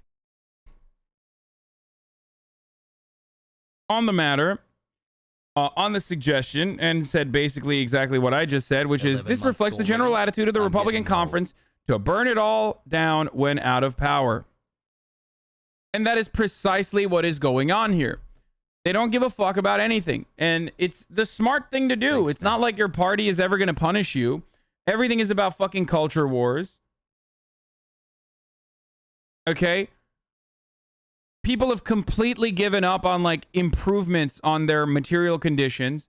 They don't even know where to begin. They don't even believe that there's no confidence whatsoever that the government will ever do something right by you. So all you care about is like dumbass culture war shit, like they're teaching CRT to our children, critical race theory. They're making our kids gay at schools. They're teaching that slavery was bad, and I don't know. I feel kind of, I'm a centrist on that issue, right? or Democrats want to fucking ban all guns, or whatever the fuck, or they want to forcibly abort your child or some shit, whatever the fuck people believe in, right? That's where the arguments are. So no one gets punished for ineptitude. No one gets punished for negligence. No one gets punished for refusing to do what's right by the American people. And the American people have completely forgotten that the government can do right by them, okay? And of course, labor unions and their, labor unions not existing, of course, plays a fucking role in this process too, makes it worse overall. Because there's no like motivator or no organizing tool to get people back into the political sphere, no matter how localized they are. Allows individuals to collectively make demands from centers of power. There's none of that.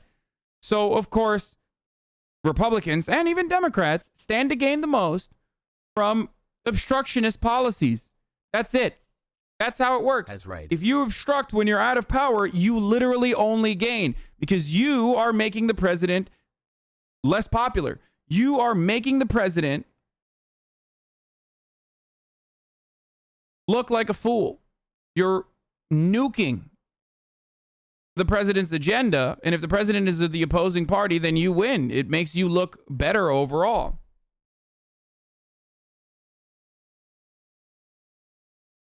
Wonderful stuff. Econ Wonk with colorful thoughts on this AM on the Collins idea. Senator Collins' suggestions for helping Democrats raise the debt limit is like suggesting they cut off their own leg to get out of a bear trap. That's not help. That's a horror movie. Yep. It's yeah, cut off your leg and don't even get any help whatsoever. Just die. Bleed to death.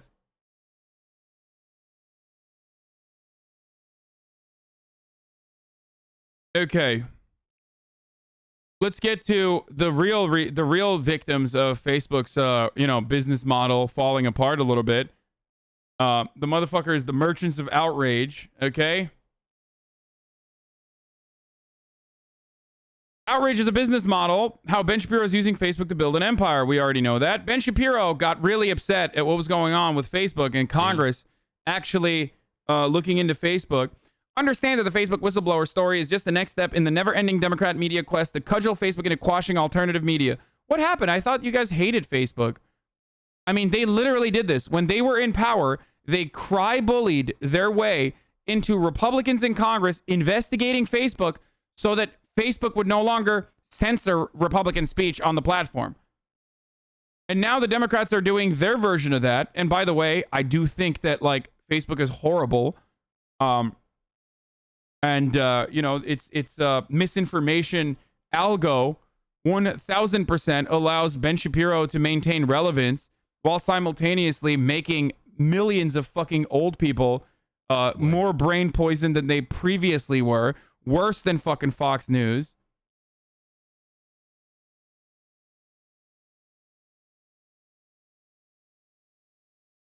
Okay. Extremist Facebook whistleblower says they should censor more. Yeah, we'll look at fucking Steven Crowder in a second. We'll get to that in a second. Eric Erickson says the left is out to destroy Facebook because they see it as the one social media platform where conservatives are not censored enough. Everything else they say about privacy, etc., is a smokescreen for the fact that they can't stand that Ben Shapiro and other conservatives do well there. Guys, I was on a panel years ago at VidCon talking about like misinformation. And there was this like expert that they had on. He was like an academic, literally. And I think he was there on behalf of Facebook and like defending Facebook. And on that panel, I literally got up and I was like, this is all fucking horse shit. Facebook is working alongside the Heritage Foundation to game the algo.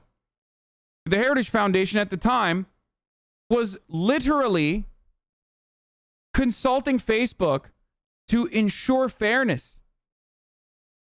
And what that meant was, of course, the Heritage Foundation, for those of you who don't know, is a right-wing think tank. They traffic in misinformation regularly. This is what they do. But for those of you who don't know, I feel so fucking This was happy basically I'm what was Swedish going while on. The watching Heritage your Foundation streams. had literally been working with Facebook even before conservatives started crying about how Facebook was censoring conservatives. Okay? The Facebook whistleblower is one of the most transparent political employees we've seen in a long time. She's a Democrat operative whose primary beef with Facebook is that they don't censor right-wing content enough. She hasn't revealed any actual secrets about a company, a farce. Yeah, she hasn't. Actually, she hasn't. This is just an admission. These people are literally admitting that Facebook has been helping them. And they're upset that Facebook has been helping them with their misinformation algorithm. That if they curbed back and actually took like a serious approach to dealing with misinformation on the platform, would, in the words of insiders at Facebook, ruin their monetization strategy. Less people would be on the platform overall, less money to make overall.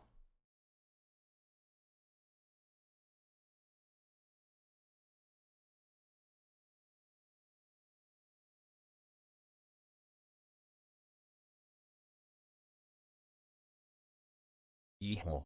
Speaking of Matt Walsh, though, where's that tweet? What was it, that Dylan guy? He posted something funny. What's the name? Matt Walsh had like 2 tweets side by side. One of you guys actually posted it in the chat before, where he's just like not even trying. Dylan Burns? Yeah. Oh, yeah. The statues. So, I mean, this shit is fucking, this is hilarious. I mean, it's sad. Gee. But it's also kind of funny. Here it is. So, there was an instance of vandalism where a skater guy went and vandalized the George Floyd statue in Union Square Park in New York City. Devilish face. Okay? This is a new statue overall. And some skater dude fucking rolls up, skates up to it, and fucking throws paint on it, and then skates away. He's probably going to get caught, whatever. Okay, Dylan Burns, please stay in Afghan Andy. I don't care. I don't care. I don't care what their fucking foreign policy takes are. I'm talking about something separate. Pogu. Matt Walsh said, "Oh, geez, what a shame."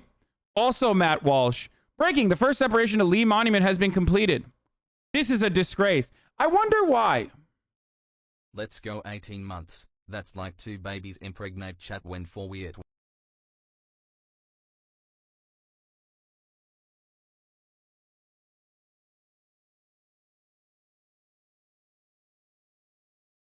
This man couldn't wait a whole ass month, dude.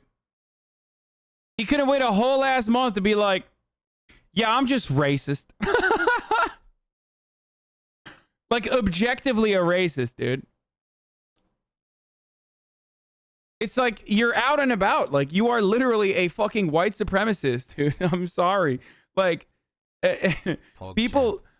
It's pretty funny because people always be like, oh, dude, well, did he say he was a racist? Did he say he was a Nazi? It's like, well, this is the long way of saying that, but not even actually.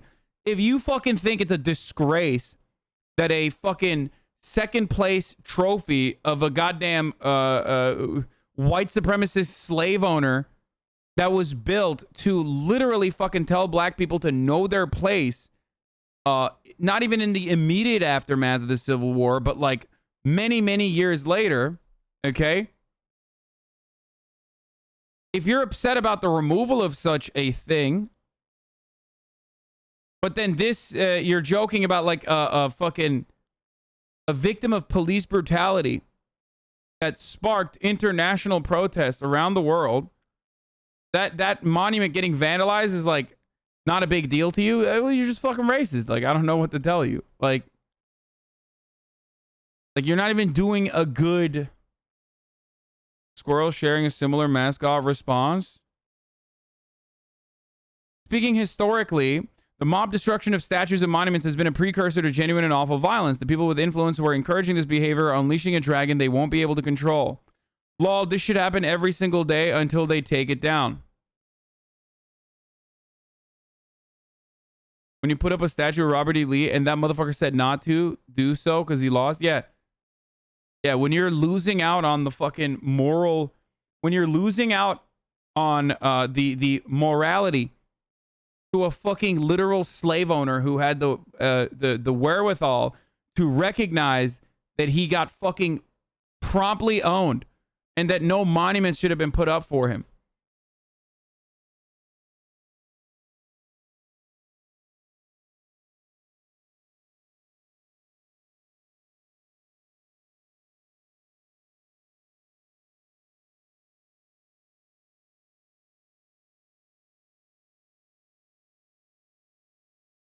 It's just, it's ridiculous, but it's also super transparent. Like, at least I'm honest. Here's the difference, okay? I'm fucking honest. Like, I don't try to be like, oh my God, like, taking down statues is gonna ruin society, okay? Like, I'm not trying to fucking couch my personal bias in this matter or my personal perspective in this matter in some kind of like moralizing rhetoric, okay? I don't do that. I'm like, Robert E. Lee should have been called Robert L. Lee. Take the fucking L, you racist piece of shit. Rest in piss, okay?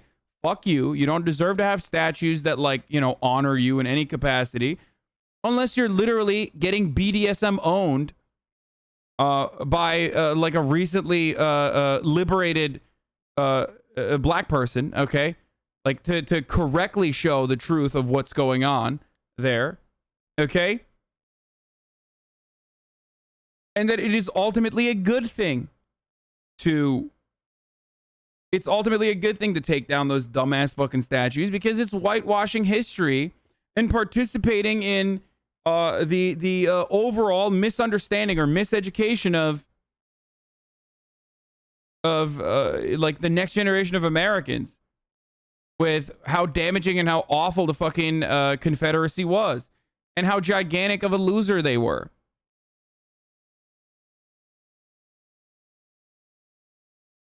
Okay?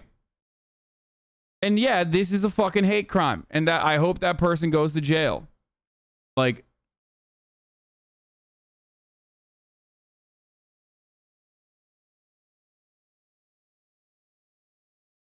yeah, I'm fucking biased. I'm biased towards like an American citizen being fucking murdered by our incredibly violent police force in broad daylight is disgusting to me. Okay? That makes me upset. And vandalizing a statue commemorating that is insane, okay? It's like fucking Ben Shapiro logically dismantling a fucking cancer kid. You know what I mean? Like, that's what the equivalent is. You're literally fucking hitting someone while they're down. They can't even fucking fight back. So psychotic. So yeah, I'm fucking biased against racist dipshits. Sorry.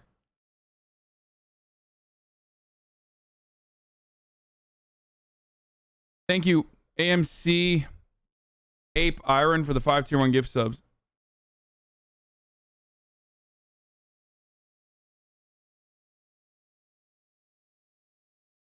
It's just like fucking, it's bullshit. Like, you can't let, it's so obvious. Like, you just can't let people have anything. You don't want anything, dude. Another Matt Walsh meme. Everybody trying to make a larger hypocrisy point about activists following Sinema into the bathroom and stepping on a rake that goes boing, going, going. If this happened to AOC and it was conservatives following her into the bathroom, you would cry about it nonstop for the next 15 years. The media called January 6th a deadly riot. It was all bullshit. They lied to you. The only person actually killed in the riot was Ashley Babbitt. All the rest was disinformation. By the way, AOC was fucking gang stalked by psychos. And not only that, but also like, literally, Marjorie Taylor Greene used to do this as a hobby before she became a congressperson. So I don't know what the fuck these psychos are saying. Why is this person defending Kirsten Sinema, by the way?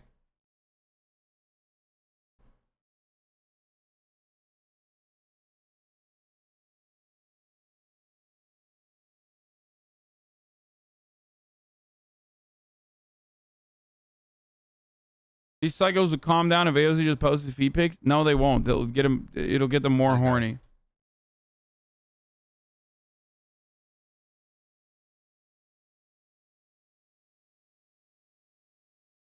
Avocados don't cause teenagers to suffer from myocarditis or have a reactionary heart attacks like the young boy from Singapore. Okay. Please stop the vax propaganda. She's just trying to get owned. Just fucking ban her, dude. Who cares? I mean, seriously, she's. I think she's like purposely trying to get banned so she can fucking maintain like a crumb of relevance that she is so desperate to maintain. You know what I mean? So that she can go on like her own show and every other fucking show and cry about how much, you know, cry about how much she's fucking censored, dude.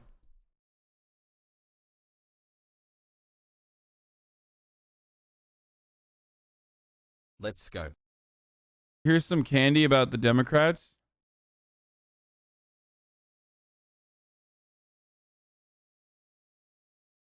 Oh, this is the fucking CIA guy. Speaking of NYC, when you gonna pull up? Flushing has got some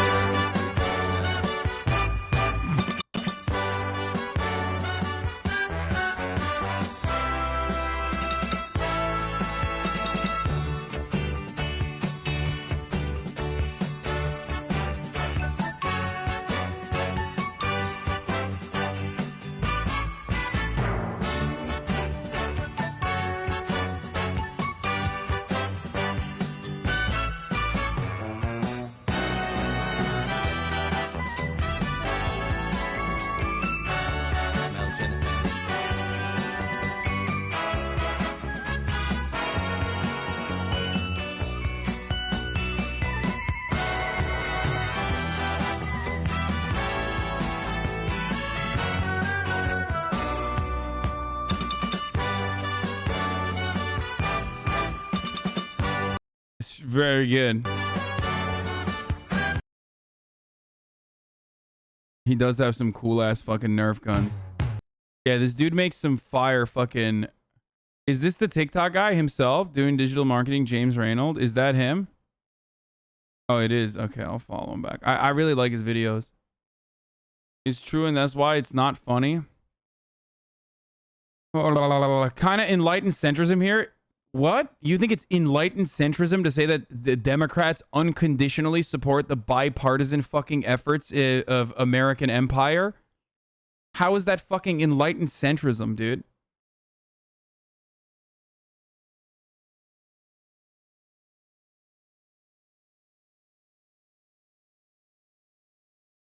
What the fuck? How is it not? Because it's not in the center, dumbass. It's all the way on the other side of the fucking... It's outside of the Overton window. That's why. It's not in the fucking center to say both sides do imperialism that has incredibly damaging outcomes for the rest of the fucking planet, and they should stop.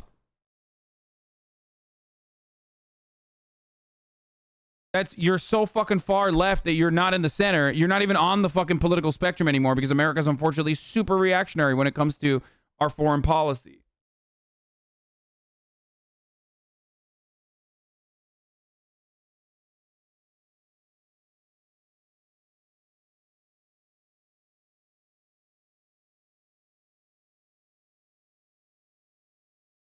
Can you explain what is a joke? I am a chatter. 29 months. That probably is true.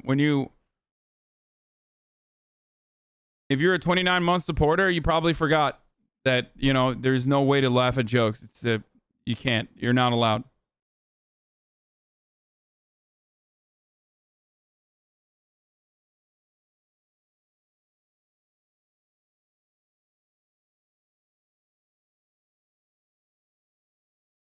I get what he's saying, but some people use this as an excuse to abstain from all electoral politics.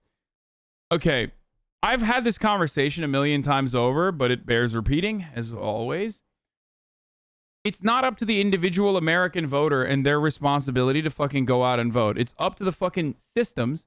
It's up to the fucking parties to actually make an active and deliberate effort to engage them and actually show some goddamn proof that, like, if you do vote for them, that they will fight for you.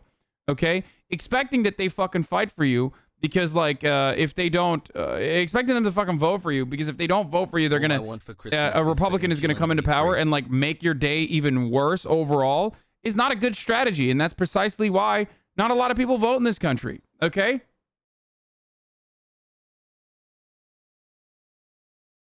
Stop fucking shifting the blame onto like random individuals who are working and don't feel like they have a voice in the system at all, because they don't, because they really don't. By the way, they don't have a voice. You don't have a voice. Do you have a voice?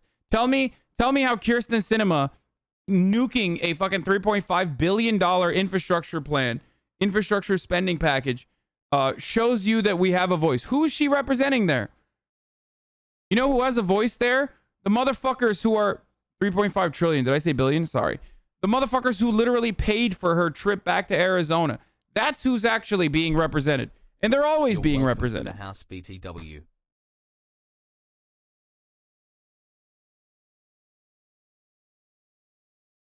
For those of you saying I have a voice, what good does that do? It does nothing. My voice is inconsequential. The least I can try to do, and I try to do this, is hype up like local elections, help people out, like who go, for example, in fucking Los Angeles. Like, 1 year, you know, there are, I try to make do with the limitations that I have. But when it comes down to it, like, I can't fucking get Kirsten Sinema to change her mind on any goddamn thing. I can't do that at all. And that's the reality. I can maybe yell about what the tactics are, like tell you who to yell at, because Kirsten Sinema's not the right person. Shifting blame and properly informing people are two separate things. Don't pretend like there aren't tens of thousands of morons on the left who think electoralism is obsolete. The real obsolete thing here is your processing power inside of your fucking brain. If you think that tens of thousands of anti-electoralist leftists are swaying the outcome of a fucking election in a country with 330 million Americans where like 50% don't fucking vote, you are literally out of your fucking mind, dude. You are so stupid and so lost in the fucking sauce that I don't know what to tell you. Okay? You are caping for the Democratic Party for no reason. You're not getting paid for your service. You're just a fucking cuck. Your brain has been absolutely poisoned by the internet. That's not the argument, but you don't have an audience of tens of millions of Americans, but tens of thousands. Stop strawmanning. This community has done significantly more on behalf of electoralism than any other fucking dumbass DNC operative that you fucking cape for, okay? Shut the fuck up. You terminally online, brain-poisoned liberal. Oh my fucking God.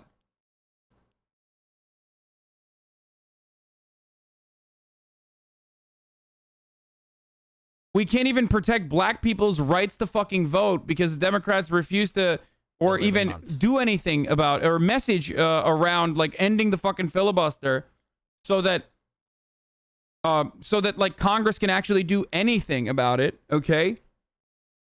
And you're over here being like, the 5,000 anarchists that refuse to vote are really destroying the Democratic Party here. You should know your responsibility. Shut up. Shut up.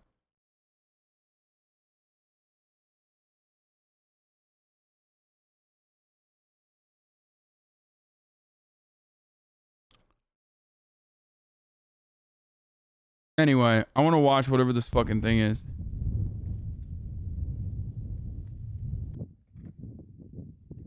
What the hell is this?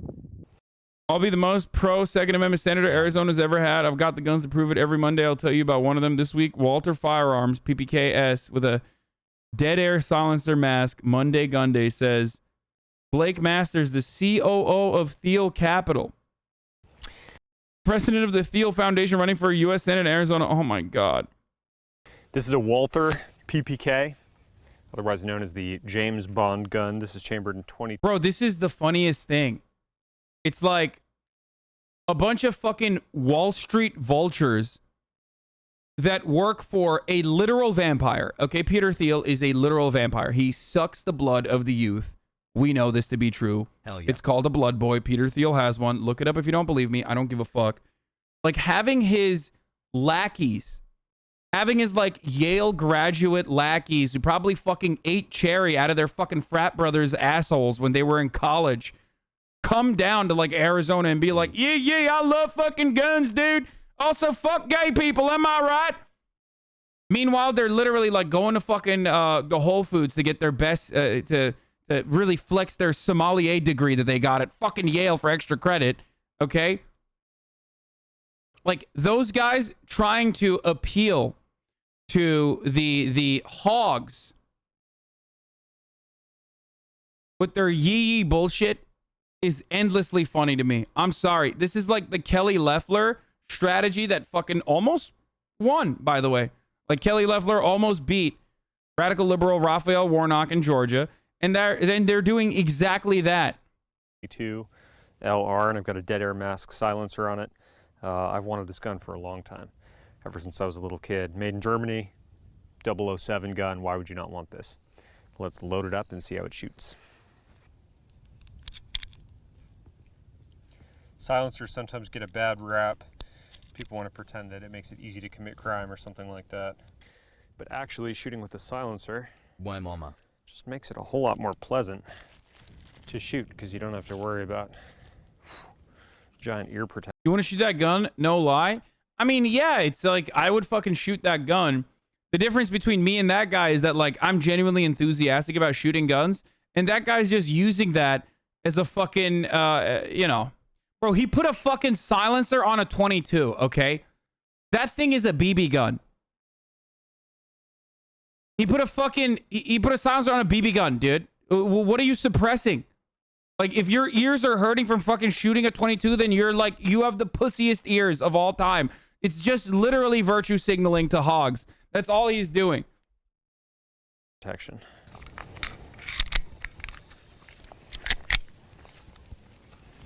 Okay. I thought silencers, he's triggering gun weeps because he's saying silencers are a suppressor. No, suppressors actually just, I mean, they have a tendency to muffle the noise a little bit, but also on top of that, it just like makes it harder for you to track where the shots are coming from, rather than like actually making it go ding ding in the way that like you see in movies and shit.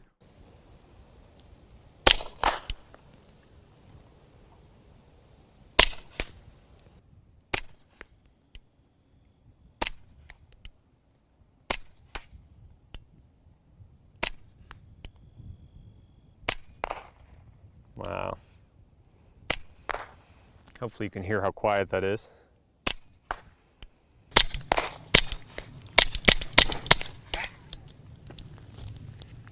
Whisper quiet.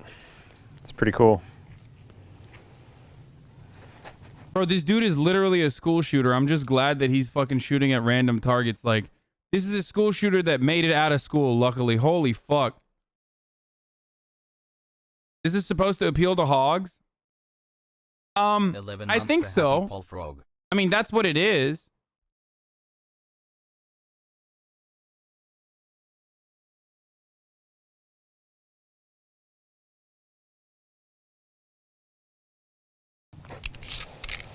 Made in Germany.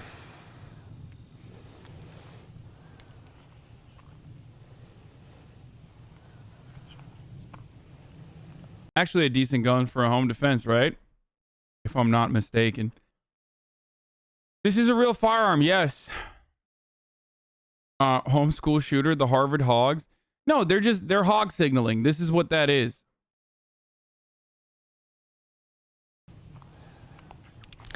It's very cool.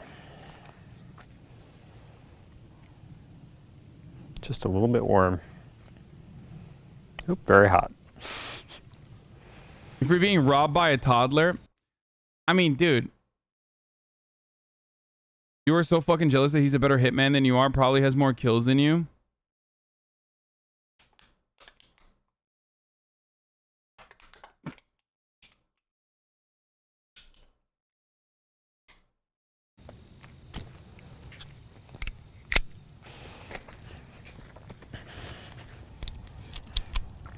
Yes, I do know the best gun for home defense is still a shotgun. I'm just saying that, like, That gun is still better than fucking an AR-15 for home Definitely defense. a fun and quiet gun.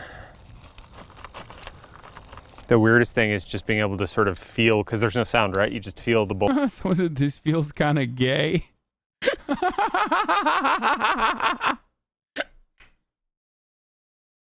I don't know why I thought that was funny, but it's like... It just feels like he wants to fuck the gun a little bit. He just wants to, like, kiss it a little bit, you know? Which you should. Bullet. Hear it.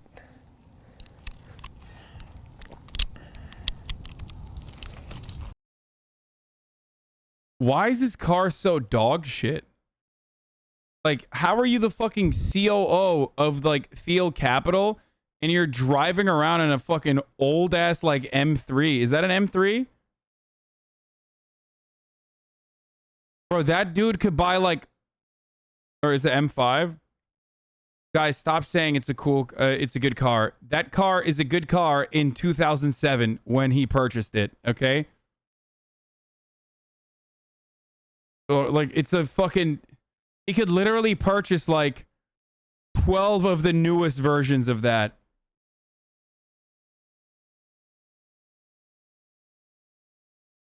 Shut the fuck up, Corolla Andy. First of all, I have a Toyota Camry Sport, okay? No, I know it's a good car, chat. In 2002. It's a good car in 2002. I love that version of that car.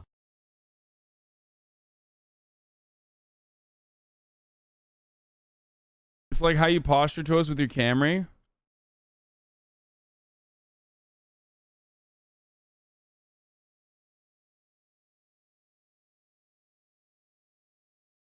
It's a relatable car. First of all, it's not even a fucking relatable car because it's still a fucking M5. How is an M5 a relatable car?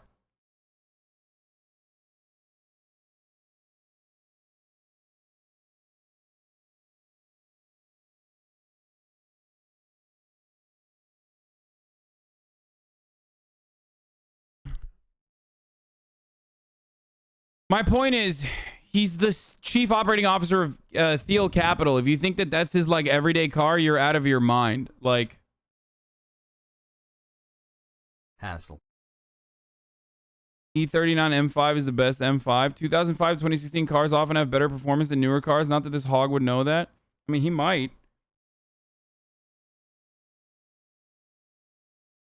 You're a Camry, Andy. Shut the fuck up. Yeah, I'm surprised he didn't roll up in a fucking, like, you know, King Rancher or some shit. That's like...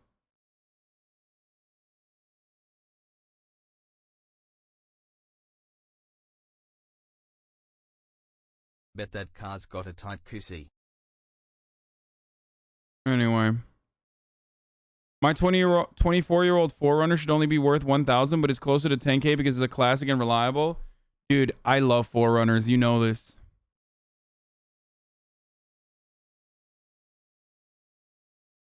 You are right. He even took it off-road, so definitely his beater city boy car. But he's so rich, dude. Okay, I'm going to look this guy up. My point is that guy's beater city boy car is still, like, better than anything you've ever fucking thought about, okay? I mean, these are, like, not very reliable, but... Wait, what the fuck? It says his net worth is $1.5 million? I doubt that. No shot. The COO of Thiel Capital's net worth is $1.5 million. No fucking shot. Like... Has flex. Oh, it says 8... Wait, Blake Masters is a screenwriter? No, that's not it either. That's a broke boy, dude. $1.5 million? Maybe that's why he needs to drive this fucking... he needs to drive the old-ass M5. That's the wrong dude, yeah.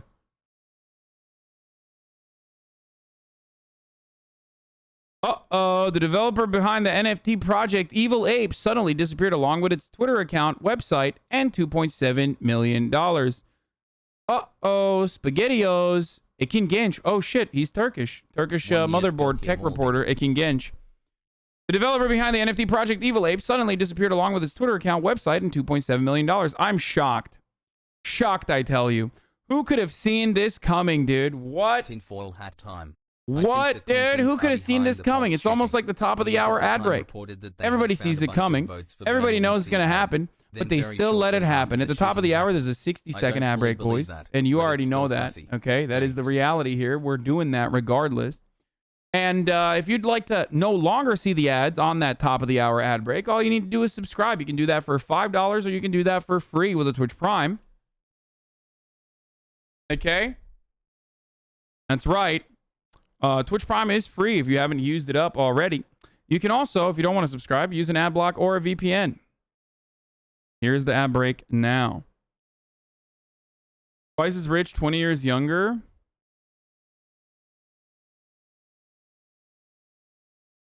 $2.7 million scam, huh? Seems kind of sus. 2.7 million. Oh yeah, dude. Yeah, I'm the developer behind the NFT project. I literally did this scam so I could buy a house. Boys, this shit is all a scam, dude. Okay? All of it. Senate Dems are considering a carve-out to the filibuster to address the debt limit, multiple sources tell NBC News. I think there is this consciousness that we are close to a precipice and things need to change, one Democratic source told NBC News. I mean, yeah. That way we will never have, like, fucking weirdo arguments on and on and on about, like, the government shutting down every fucking... every time, you know, this is discussed. So that's cool. I'm on board with it. AMC Ape Iron, thank you for the 5 good subs.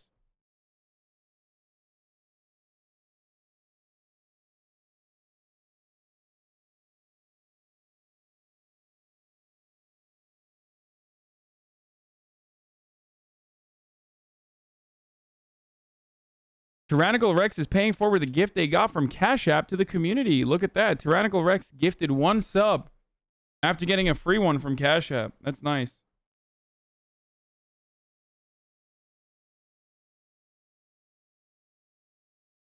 I played Kate Bush on my radio station yesterday just for you. Real Kate Bush posting hours is cable variety. Hell yeah. Did you see the FBI raided a New York police union? I heard about this, but I did not look into what was going on. I don't know what the fuck it is. Bring back Dankies. Carve out for the filibuster means that, like, so certain things in the Senate no longer can be filibustered, okay? Can no longer be obstructed by people saying, like, I'm gonna fucking refuse to sign on to this, and I'm gonna delay this process with a filibuster. And the only way to overrule that is with 60 votes. So a filibuster-proof majority. So what they want to do basically is make it so that you can just get it with a regular like majority vote. Okay? Kind of like court appointments, for example. Like, court appointments used to need a filibuster-proof majority, and Republicans kept obstructing it under the Obama administration, and Harry Reid decided to yeet that. I think it was Harry Reid, right? They called it the nuclear option, which then Mitch McConnell turned around and used on a Supreme Court appointment.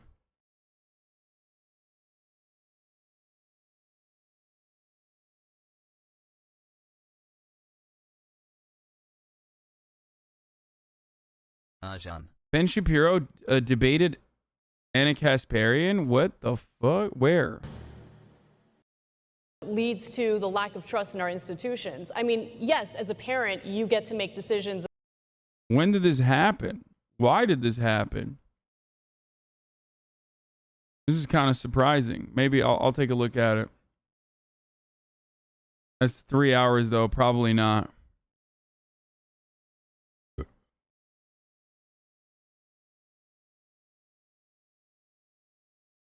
There was a private event last night. What did you think of her when you were at TYT? I love Anna. She's awesome. She's amazing. Her politics are definitely more radical than Jenks. Obviously, like, not full-blown anti-capitalist. no one at TYT is for the most part, but I think she's great.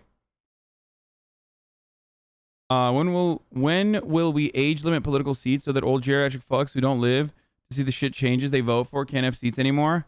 That's never gonna happen. The debate is only 1 hour of the video. She's doing a decent job on Jacobin. I left the stream to go read about this and got back here to see I missed it. Okay. So let's see. The fucking first, let's start off with a psychopath teacher indoctrinating kids with a mask. This is going on TikTok. A leftist teacher tried to teach a bunch of preschool kids nursery rhymes. Oh, the fierce debate. Oops. But first, this is going on TikTok. The fierce debate a over leftist COVID teacher protocols in schools tried to inspired teach a the bunch daily- of preschool kids nursery rhymes. Oh, okay. Which is why I have to hit them. About masks. Here you go. 2, 3. I can't believe it, dude. How dare a fucking preschool teacher try to get kids to feel less intimidated about wearing masks at schools? This is disgusting. What's next, dude? Is she gonna fucking teach them nursery rhymes about how sharing is caring? That's communism. That's child abuse. I will literally lose my shit. Wow. Steven Crowder, the broadcast has you know, at HasanAbi, it's at the forefront of cutting edge. Where they ran into an unhoused person with a bulldozer. It's at the fucking forefront of cutting edge journalism here that Republicans are really following. Getting upset at this is probably the most psycho thing I've ever fucking seen. Are they going to teach them how to wash their hands, dude? Because I'll fucking lose my mind. I will lose my fucking mind, dude. This is like critical race theory, but for kindergarten kids wearing masks. It's fucked up. I wear a mask to school. I wear a mask to school. Rough start. Hi ho the Dario. I wear a mask to school. Wear a mask. It helps to keep me safe.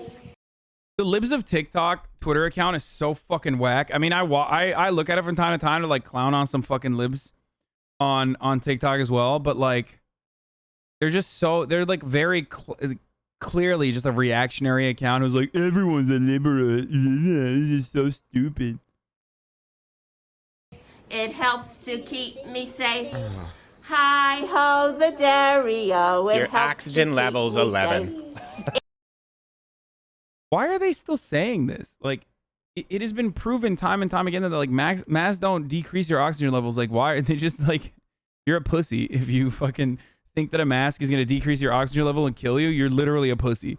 Imagine being fucking owned by a goddamn piece of cloth on your face, dude. You, at that point, you're gonna, if you're gonna die, you're gonna die at that point, okay?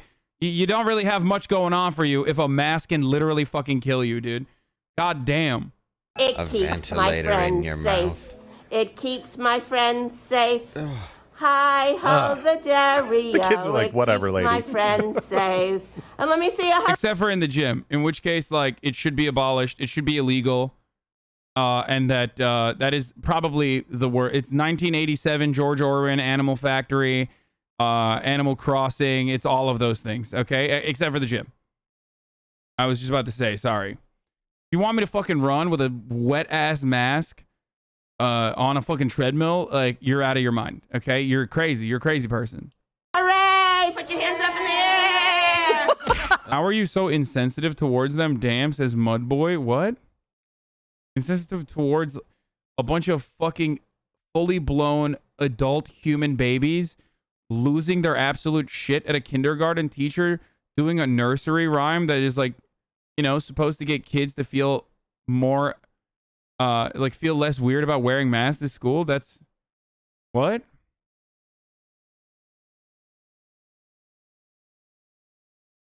Like, yeah, these guys are fucking insane. I'm going to make fun of them for being insane. That looks like kids at a birthday party of a rich kid that they don't like, but there was an ice cream truck. So like, Easiest thing in the world is to get kids to scream, and they're like, yeah, whatever. right, whatever. It's like, jeez, come on. You could have just incorporated some kind of sweets into the nursery rhyme, and they would have cheered, and your propaganda would be that much more effective. Hey, just like yesterday with Kind of weird that Steven Crowder knows what kind of nursery rhymes could, you know, brainwash children, I guess.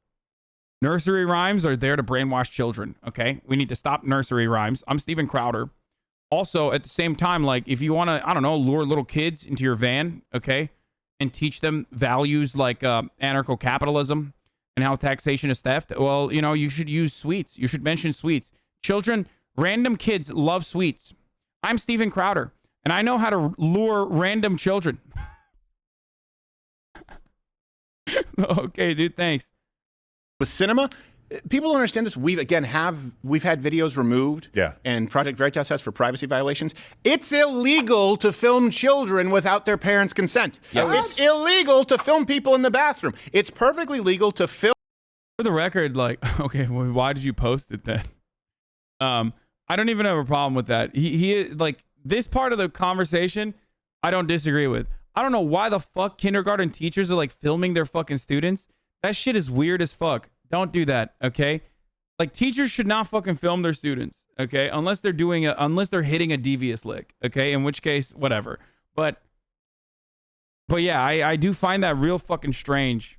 Film people or to record audio in single-party consent states if they are adults not relieving themselves in the bathroom, and you can't film children. But again, these big tech companies don't actually follow the laws that exist, and they create new ones. It is a... To be fair, though, they probably do have like a consent form or something, because otherwise it's super illegal. Like, and they will get deviously licked. You know what I'm saying? Like, the teacher will. Lawless place where dreams go to die. The wheels on the gurney go round and round, round and round, round and round. 'Cause a kid didn't wear a mask. Now the horn on the hearse goes beep, beep, beep. Oh no, beep, beep, beep. Old MacDonald. This is one of those dudes where you're like, it probably is illegal for this person to be around children. Like, he just has such creepy energy, dude. I'm sorry, like it's ridiculous. You're a ridiculous person. It's just the creepiest fucking dude. It's just like every fucking part of his being is just like manifest. He's just oozing out this like creepy aura. I fucking Donald had a mask, E-I-E-I-O, and on top of the mask he had a vaccine, E-I-E-I-O, and he died from a breakthrough case, E-I-E-I-O. I love that. I fucking love that take. One of my favorite takes is like conservatives being like, you can still get a breakthrough case and die. 99% of people who are hospitalized with COVID in the United States of America are unvaccinated. 99%, dude. Please stop. It's so easily disprovable. Like, the argument that you're making is so stupid, dude. Like, it is so psychotic. What an incredibly psychotic thing to fucking argue for. Like, look, if you're a political commentator, in a lot of instances, you are willingly misinforming your audience, right? To advocate for your own, you know, ideological worldview, blah, blah, blah, whatever, right?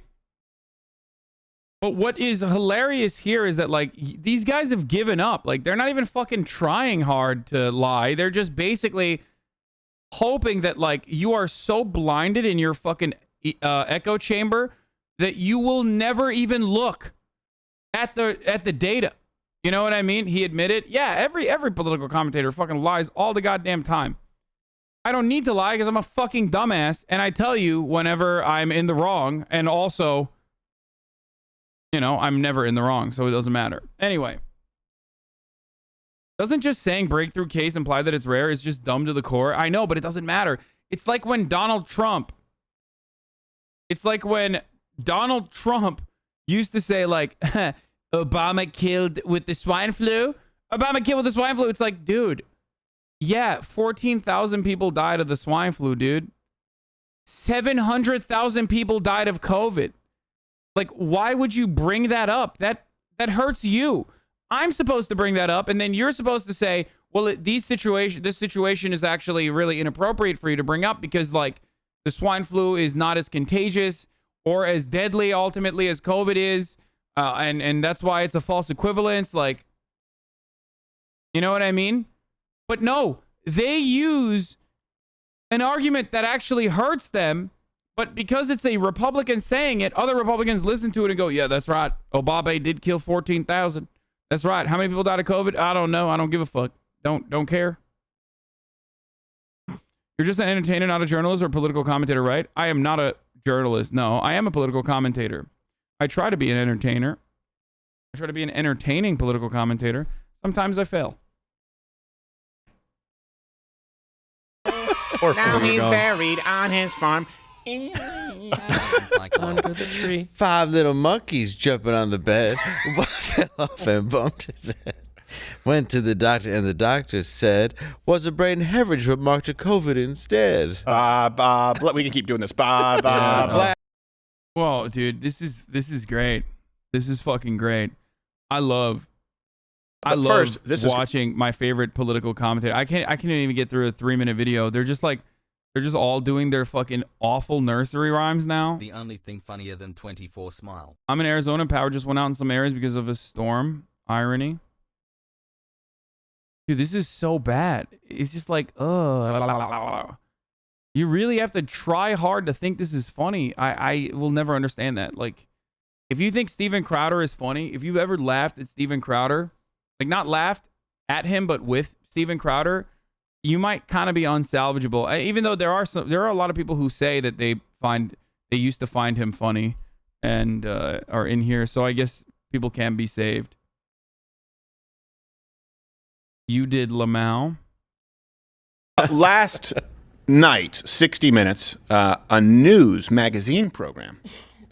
The best. It's different from a news show. Is it really? It's a news magazine program. News magazine program. I apologize. Program.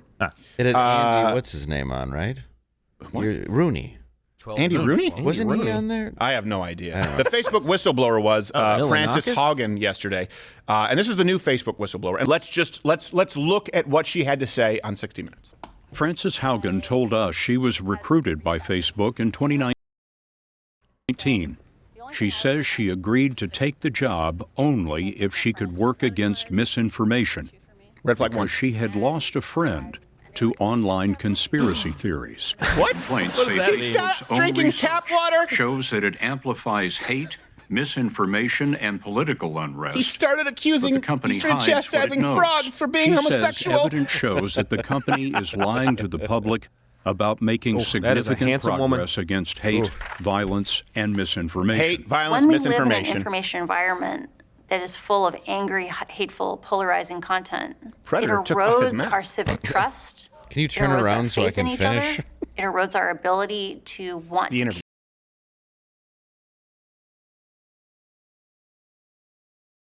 It's just brilliant commentary, dude. Brilliant commentary from people saying, like, I want to jerk off to her, but I can't because she's unattractive. Meanwhile, you look like this, dude. Like, what are you saying? Do you even... Like, it's so fucking corny, dude. It's like weaponized misog... I can't believe that I'm saying this because, like, I make misogynistic jokes from time to time. I make it ironically. People still get mad at me, okay? I make edgy jokes from time to time as well. People still get mad at me. It's one thing. But this is literally like, you couldn't come up with anything clever, so you're just like, oh, that's a woman, so she's I'm trying to jerk off to her. Like, it's coming from a place where you're not even trying to make a joke, you're just trying to be hateful. You know what I mean? Like, it's the equivalent of like seeing a black person and then like making, I don't know, like a fried chicken joke or something. Like, you literally just saw a woman and that's why you're like, yeah, I'm trying to jerk off, but she's ugly, so she needs to turn around.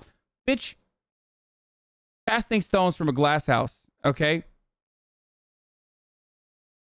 There's never been a single point in your entire life where you've been even remotely fuckable. I would just personally not do that. I would personally not fucking joke about that shit.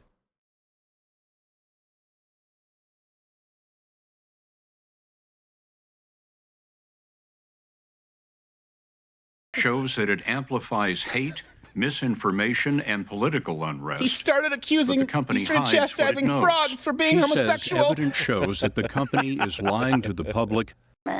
that is full of angry, hateful, polarizing content. It Predator took off his erodes mask. our civic trust. Can you It turn erodes our around so I faith can in each finish? other. It erodes our ability to want to care for each other. The version of Facebook that exists today is tearing our societies apart and causing ethnic violence. Like she's like significantly more attractive to a larger audience than whatever this fucking gremlin is, dude. That's the funniest part about this is like, she's so unattractive. I can't even jerk off to her face, dude. They told us we're dissolving civic integrity. Like they basically said, oh good, we made it through the election. There wasn't riots. We can get rid of civic integrity. No, there were plenty of riots before the election. What are you talking about? There's Black Lives Matter. And Peaceful when they protests. got rid of civic integrity, it was the moment where I was like, I don't trust that they're willing to actually You invest. just ugly shame that girl? What the fuck? I know girls that look like that. Wait, what? Ugly shaming? Are you talking to me or are you talking? Do you think I'm Steven Crowder? I didn't say that, you fucking idiot. Invest what needs to be invested to keep Facebook from being dangerous. Now, to keep Facebook from being dangerous, be aware of what she's saying. It's dangerous if people are allowed to spread misinformation. Well, what's misinformation? Please read my last message, please. Yep. That was something. You're not allowed to. What? Go to the doctor and stop fucking sending stuff like this in the chat, please. Jesus Christ. Suggest that originally, right when they said there would be 2 point whatever million deaths in America, you weren't allowed to suggest that that would be incorrect. When they said that masks don't work, don't wear masks, you were not allowed to say, actually, that's not true if used in the appropriate hospital setting. And of course, now you're not allowed to say, actually, masks may not be as effective if not used in their appropriate hospital setting with these certain set of guidelines. In those cases, of course, masks are appropriate and masks can work if you follow the guidelines that we've always had for masks. I've got to be very, very careful. Very careful. Otherwise, it could be misinformation. I know. When you had people saying it was a mortality rate in the general population of 4%. You couldn't say, actually, these doctors say that it is significantly more comparable to, let's just say, less deadly viruses or diseases than one that might kill you at 4% getting into. What? Dude. 1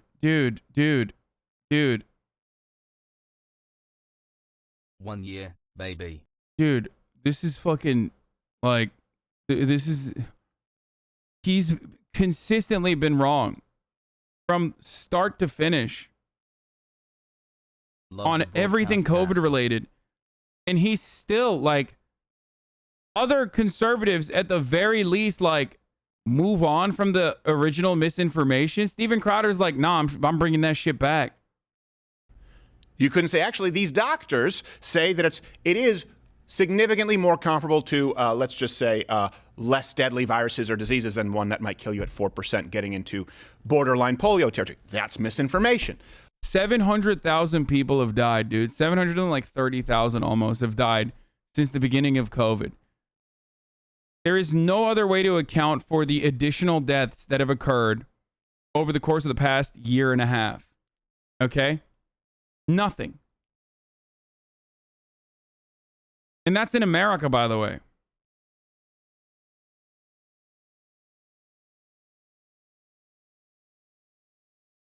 It's just so strange to constantly fucking bring this concept back up and act like, you know, and act like fucking the doctors are still doing something like strange and suspicious about COVID numbers still.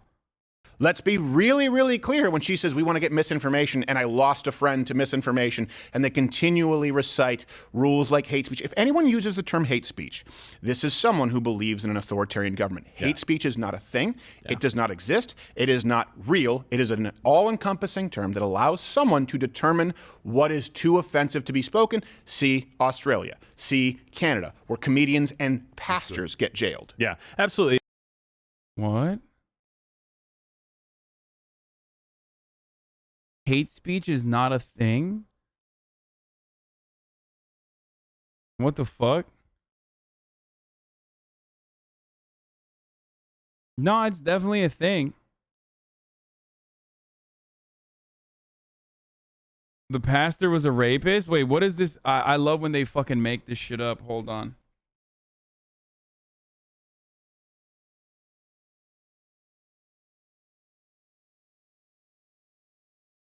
Canadian pastor has been jailed over pandemic violations. Alberta police on Monday arrested Pastor Tim Stevens for violating public health codes. Guidelines restrict worship gatherings to 1/3 building capacity, but Fairview shifted services outside. Officers told Stevens they were arresting him for holding an outdoor service that exceeded size limits. Okay, good. They didn't arrest him for fucking hate speech. They arrested him for violating COVID restrictions.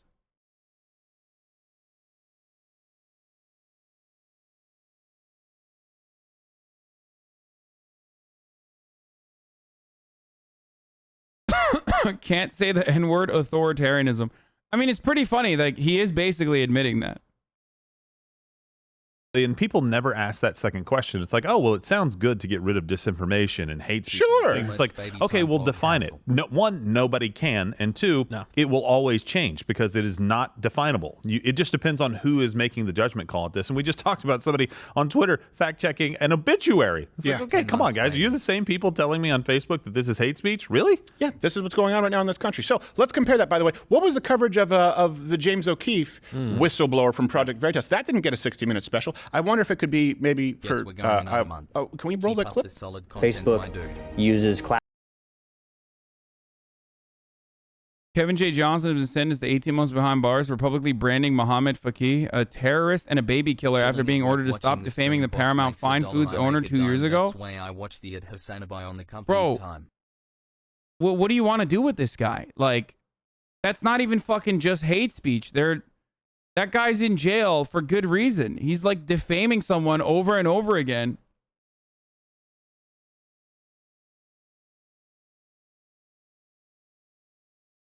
It's just like targeted harassment, invoking like racial tropes, trying to get fucking people to go do some shit like that. You don't go in a cage for that. You 100% should. Was not being sentenced for his political views, but for 6 separate acts of contempt against court.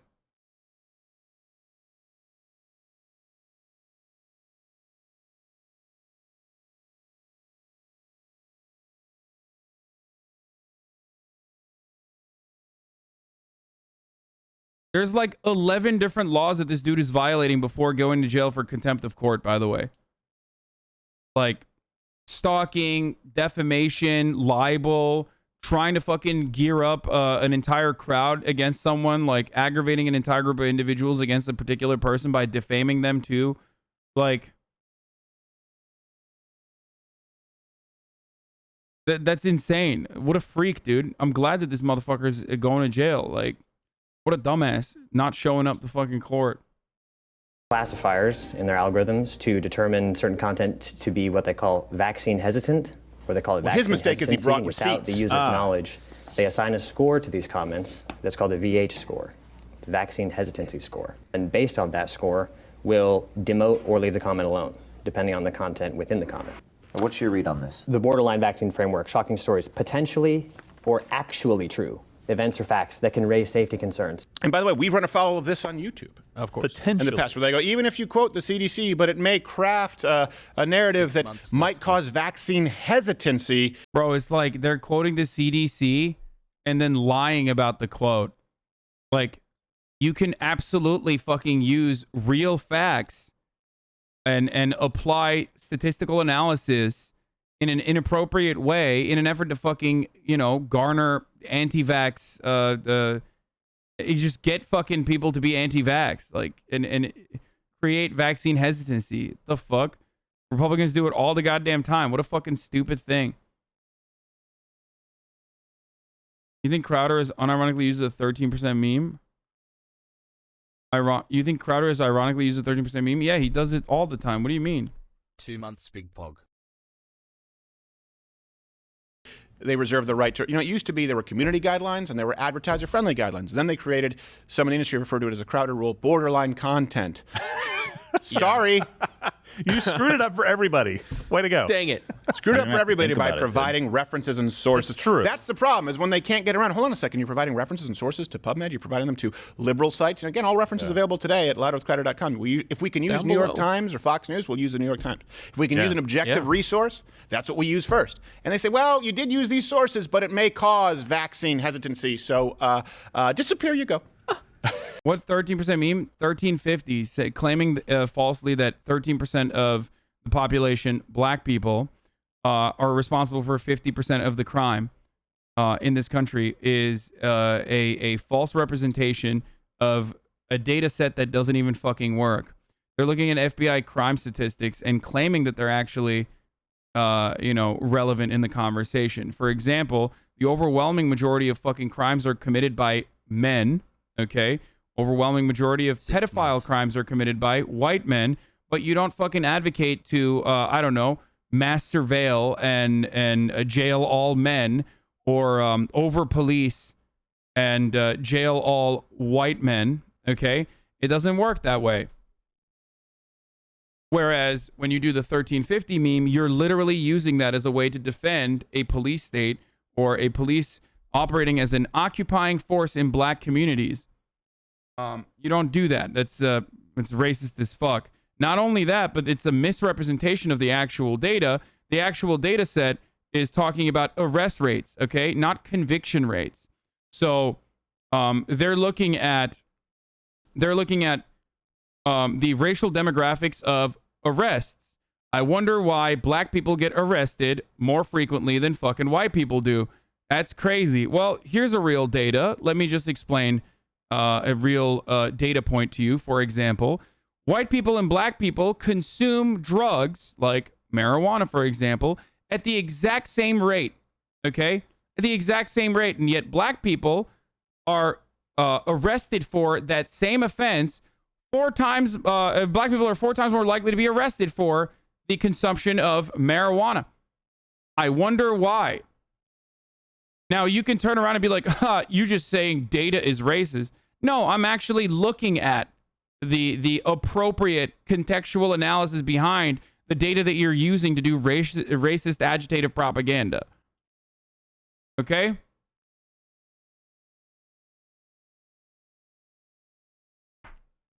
They also sell at exactly the same rate, too. Yes. Data is not racist. But you can be a racist and then use data to say racist things.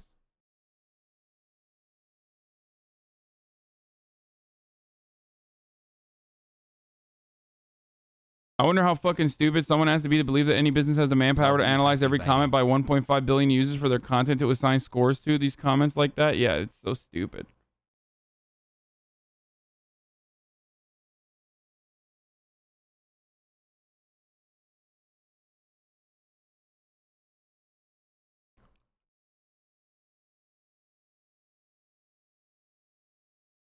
This chatter needs your attention. True gay men, police activity on YouTube, keep stuttering, pulling shit out of your ass. Okay, groomer. Talk about the animal abuse in Turkey. What? What's this guy talking about? I share needles with homeless people and I still haven't gotten COVID. Gay men? Shit skin? Damn, bro, you all right?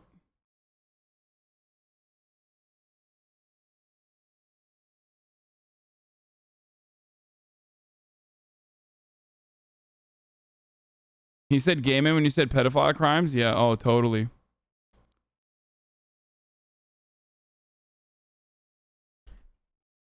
Yeah. Good one, dude. Yeah, clap his bitch ass.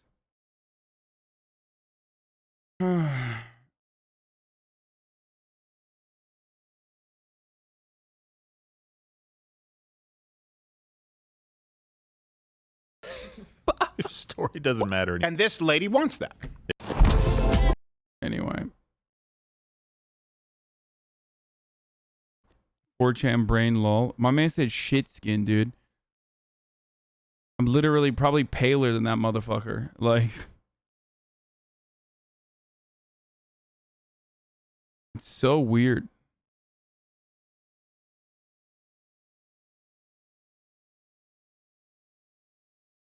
Shit skin again and again.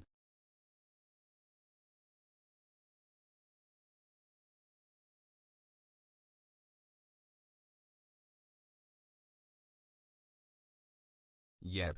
Okay, how do surgeons do it? Comedian Jordan Klepper takes on anti-mask parents. Jordan Klepper to hit the road and talk to parents in North Carolina about why they're so against things like masks in classrooms. Here's some of what Wait, is this literally just the... Wait, hold the fuck up. Is this just like the same... Is CNN doing react content that I do now? Oh, well, they actually got Jordan on after the... No, it was an interview. I don't really care about the interview. All right, let's do it. Let's look at Joe Rogan talking to Robert Jones, who spent 14 years in prison after a wrongful conviction. The Joe Rogan Experience. Who apparently became a lawyer too. Some of the what you ended up finding out was hidden from you. What was the exculpatory evidence? 24 years. Wait, what did I say? Did I say 14? Dude, what the fuck's wrong with me? What is wrong with my brain, bro? It's like literally in front of my fucking eyes. And I'm not even like reading the things appropriately. My fucking dyslexia is out of control, dude.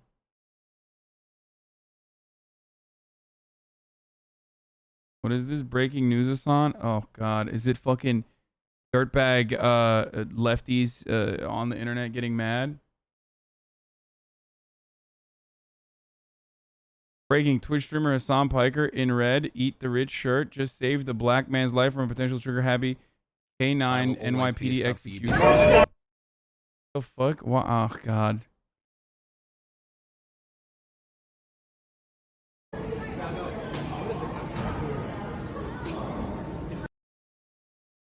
What is this?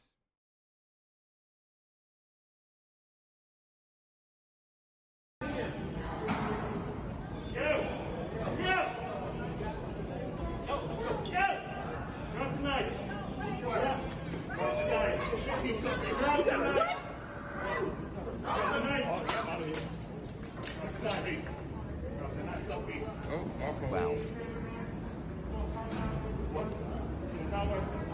Dude, what the fuck's going on in the...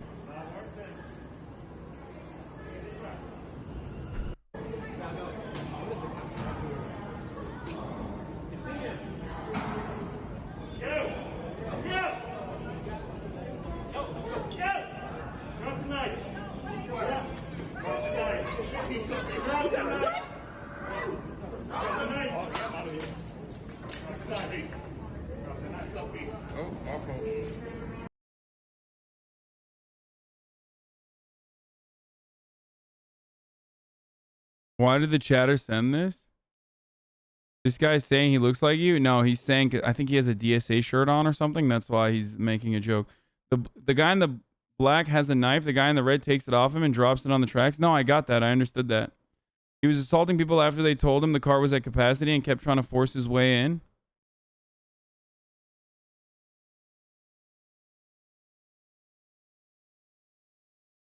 I'm sorry, but this guy has to make art of you. What is this? What do you mean this guy has to make art of you? This guy already has made art of me. Look at this. That's me.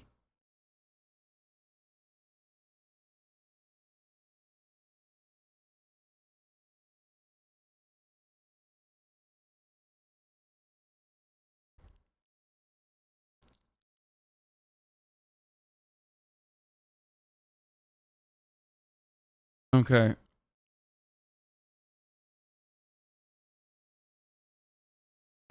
This is the radical QAnon Latifah, aka Chiwi the dog, who was being mercilessly criticized by Glenn Greenwald recently for being at the center of Democratic power. That's what Glenn Greenwald, I'm going to say.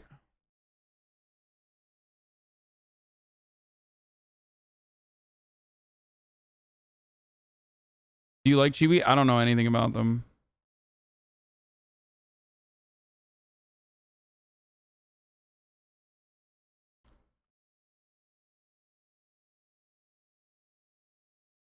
I'm kidding.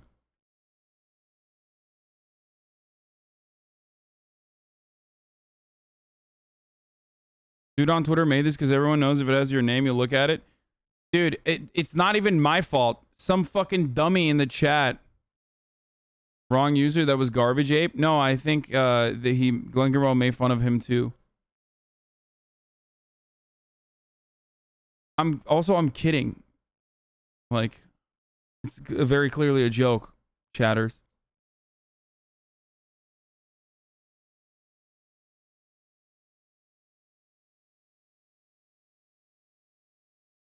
You are not allowed to tweet. You get canceled every time, and Hospital won't defend you. Yeah, well, what are you going to do? They won't think that? What? Why wouldn't they? Okay, that was a really dumb... That was probably the dumbest fucking... That was probably the dumbest fucking, like... sidetrack that we had today. All right, I gotta pee. They would have held that. First of all, maybe I can explain the crimes. Right, there was a spree of crime that happened in the French Quarters in New Orleans. It was, I think, 3 armed robberies, a rape and a kidnapping. And a murder was tied to that. So they took all these crimes and said it was a part of a spree. All right. They had a car that was involved in the crime, and they eventually, over the couple of weeks after the crime happened, maybe, they found out who the car that was involved, and during the time when they was doing the investigation, my name came up as the anonymous tip came in, right? So what they did was they eventually arrested me and connected me to the car that was actually used in all these sprees of crime, including the murder, the robbery, the kidnappings, and the rape. And years later, it eventually found out that another guy got arrested for the murder and was connected. In his possession, he had possessed jewelry and articles of evidence from each crime spree. And from each of the victims. Yeah, he had jewelry from the woman that was robbed. Right. He had clothing from one of the other women, I think the woman that was raped. Right. And they never turned this over to him. Right. And so, yeah, they would have held that from me. That was that. How did they connect you with the car? That's what I'm about to explain. They connected me to the car. How they connected me with the car? The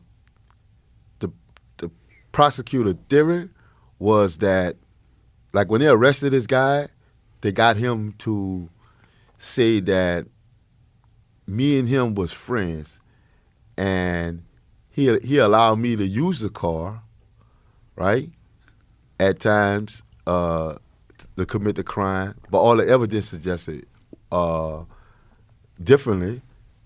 And so at trial, what they did was they charged, he got convicted of the actual murder, right? He got convicted of murder, and they separated him from the other crimes, and they charged me with the other crimes, right? But unbeknownst to me, on the day of trial, that I was almost 9 months, almost time for my the rape, kidnapping, and the armed robberies, that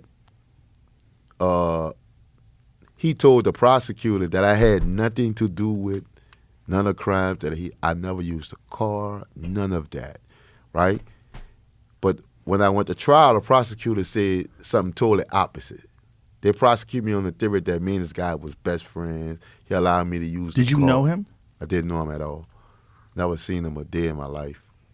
And the short answer to your question, Joe, about what they had connecting him to the car, a driver's license. You would think a driver's license, a registration, insurance, someone that had seen them in the car. The answer is they had absolutely nothing. They had a word. What the dude.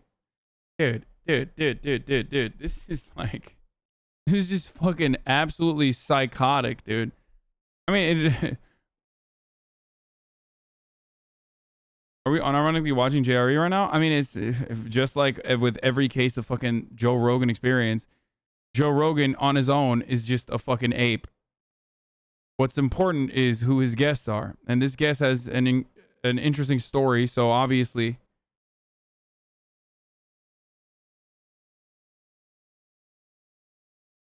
They had the word of a guy that had been accused and tied to these murders who was looking to put it on someone else. So how did he put it on you, though? He found out that there was a tip implicating him. Right. Right. 3 months. Can finally feel my baby. And so he tried to be a snitch to get the heat off of him and put it on you. Absolutely. And they let that happen. Yep. Even though they knew. Right. And it goes deeper than that. So after I get convicted, I'm still charged with the murder of the British tourist, right? I'm still actually charged with it, even though I haven't been going back and forth to court with it at this time. After I get convicted, and I know I was going to get a life sentence for the rape, the kidnapping, and 3 armed robberies. So the district attorney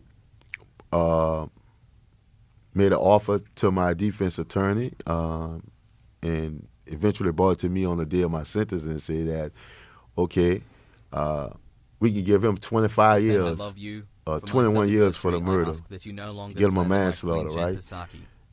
And I don't know what type of stuff that happens out of my presence between my attorney and district attorney, but I was scared as shit.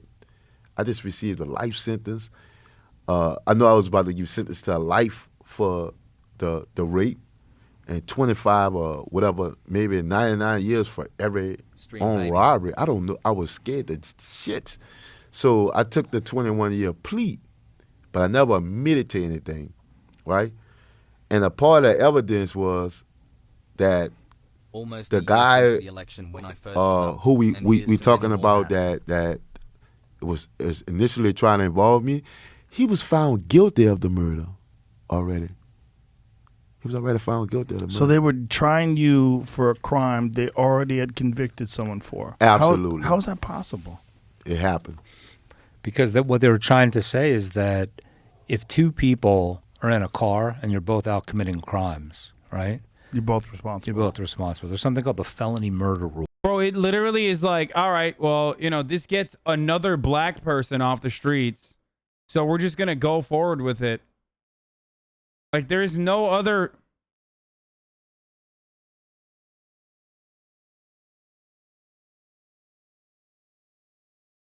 There's no other reason. Like, it's just...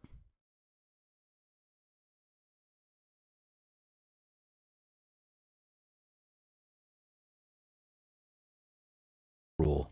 And the felony murder rule is that if you're in the commission of a crime and somebody dies, so if you... What do they gain from locking this guy up? It's called slavery. It's called slave labor. That's literally what that is. And that is how that works. And that's what's going on. That's what they gain from...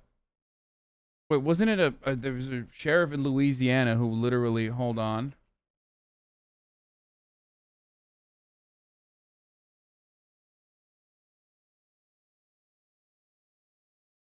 You want to know what they gain?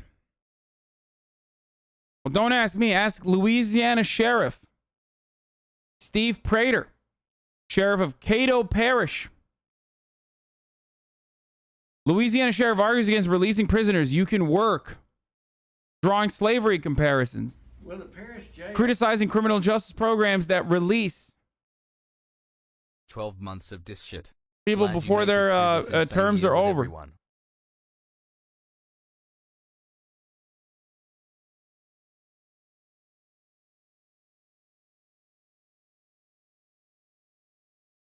Bro, this person has literally been talking. Look at this. Look at this. I don't like it here. I don't like it here. Lol. Why do people watch the stream? Hasan saying he makes misogynist jokes. Sometimes it's sitting bad with me. Not going to lie. Like 14:22. Okay. Thank you for being here. It's been 25 minutes. It's been 25 fucking minutes, dude. Does Hasan make misogynistic jokes? Does HasanAbi make misogynistic jokes? My ADHD tuned out, left a while ago. Does HasanAbi really make misogynistic jokes? He said ironic, but isn't that like always the excuse though? Shut the fuck up, idiot. Jesus Christ, dude.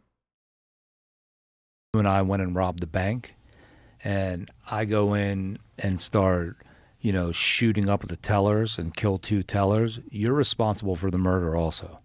So the theory of Robert's prosecution was that they were friends, they were on this crime spree together, and that even though he was convicted of the murder, you know, he was still responsible and guilty of murder. It's no different than the James Daly case, which I've talked about before.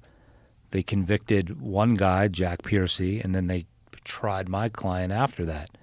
One guy got sentenced to life, one guy got sentenced to death. It's crazy that they don't have to have any evidence whatsoever that you're even friends with that guy. Right. They had his word. Right. Isn't his word enough?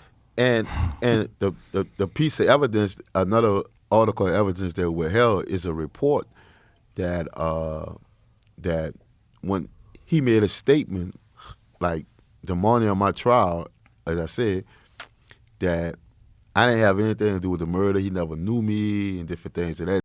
Not slavery. DA got a win in court and crimes punished statistics went up. Wait, what do you mean not slavery? It's literally legalized slave labor in prisons. Like it still works. That's still a thing that is constitutionally approved. Mainly black prisoners are being forced to pick cotton in modern day slavery. I mean, this is like, it has to be the exact same thing. For liberals to like comprehend anything, it literally has to be like the Customs and Border Patrol officer fucking whipping a Haitian asylum seeker. You know what I mean? Only then do liberals go, wow, the aesthetics really fit something else that I've read in books.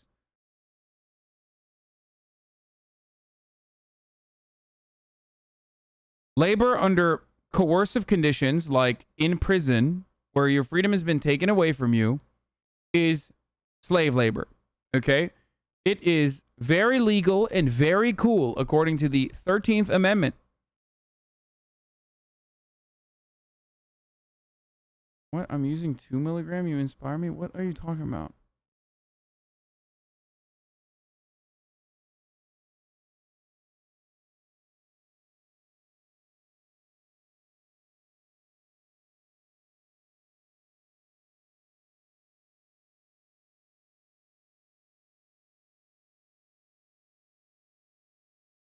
Nature, and they withheld that, and it withheld that, and that was so important to change the outcome of my trial, because they took me to trial on the theory that we were friends and that I knew him and that I had connection to him through the car. But had I would have had that piece of information, the interject in my trial, I would have never probably got found guilty to that extent. And they also withheld various different statements and evidence as it relates to the witnesses that was very inconsistent, that was very favorable to me, and that could have actually pointed back to the guy who was actually convicted of the murder and attached to all those other spree of crimes. Yeah, so it just was a lot of stuff, man, that they withheld that almost made it impossible for me to unravel and to obtain my freedom. And, you know, I'd like to say that that's uncommon too, but it's not. So in other words, when prosecutors are working on one theory, full steam ahead, right? And they then are met with, you might be wrong, we might have been wrong all along. The instinct, 99 times out of 100, is to plow ahead and rationalize why the true perpetrator in Robert's case, why did he all of a sudden say Robert had nothing to do with it? Oh, well, maybe he is making this up because he feels guilty that he implicated his friend who really wasn't his friend.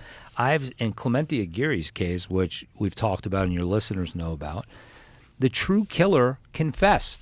She confessed over and over again to friends, to neighbors, drunk, not drunk, to police. In denying him post-conviction relief, now this is a judge, the judge chalked it up as survivor's guilt. So in other words, whether it's a prosecutor's judges, they'll make an excuse to protect the prosecution because it's all about winning or losing. Let's talk about that. What is that? Is that human nature? Is it like... Yes, what do you mean you're a prosecutor in Canada and this guy's full of shit? You really think that prosecutors don't fucking try to get like easy plea bargain deals immediately to fucking lock people up? Like, what the fuck are you talking about? Maybe maybe just talk about fucking Canadian prosecutors instead of like something that happens very regularly in America. Okay?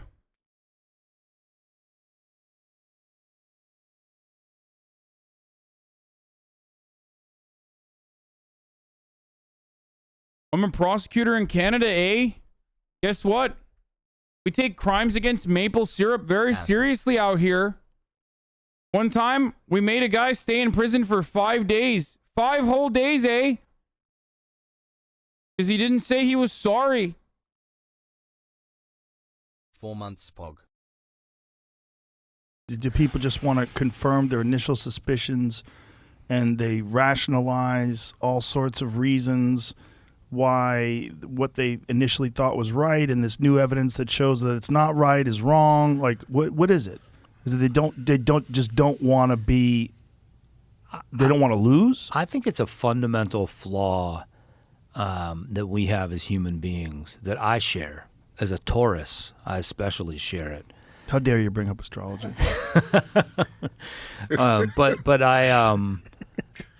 I'm stubborn, but I think as I see this time and time again and watching juries deliberate, because I do mock trials and focus groups or speaking to people post-verdict, but you can apply it to politics. To anything. To anything. I think one fundamental flaw we have as mammals is our inability to be flexible in our reasoning. And I think that once we make a decision about something, it's very, very difficult to get people to reconsider. I see that in really intelligent people too, and it makes me sad. It's maddening. Yeah. It's maddening. It drives me crazy. Yeah. Because it's like you aren't the part of the problem I think with police, with prosecutors, with the whole legal system is that it becomes a game. And I don't mean a game like it's a joke. I mean a game like you're trying to win.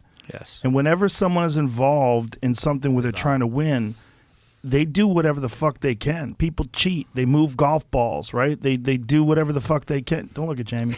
Whenever I hear people moving those fucking things. Whenever I hear, I bet you do. They cheat. Whenever I hear golf ball. Well, people cheat, man. They find ways to pretend that they didn't do something when they did it. They find ways to justify the things that they did do. They find ways to pass the buck and put it on. If they can score that W, right? Dude, Joe Rogan literally is just a chameleon. Like, I don't think this man has a single fucking, like, consistent ideological or just, like, any sort of consistent take in his body, with the exception of, like, smoking weed is good and you should try DMT. And, of course, now also that COVID is fake, or the COVID vaccines, you shouldn't have to take them.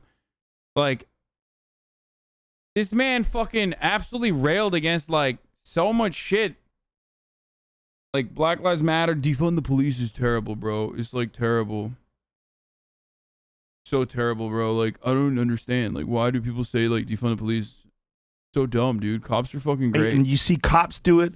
They And now he's like, yeah, it's kind of crazy. It's just like getting a dub, and that's why they fucking improperly jail you. Plant evidence on someone they think was probably guilty, but they don't have enough evidence on them. They find rationalizations, and it's because there's a game going on.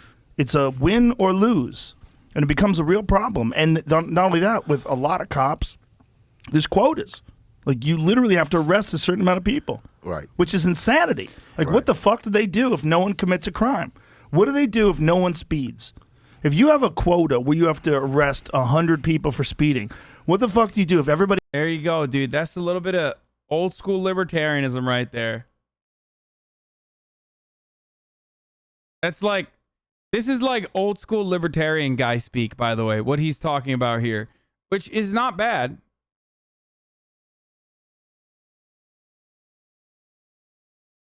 He's standing in his chair to reach the table. Oh my God. Oh my God. Oh my God. Why is he... Oh my God.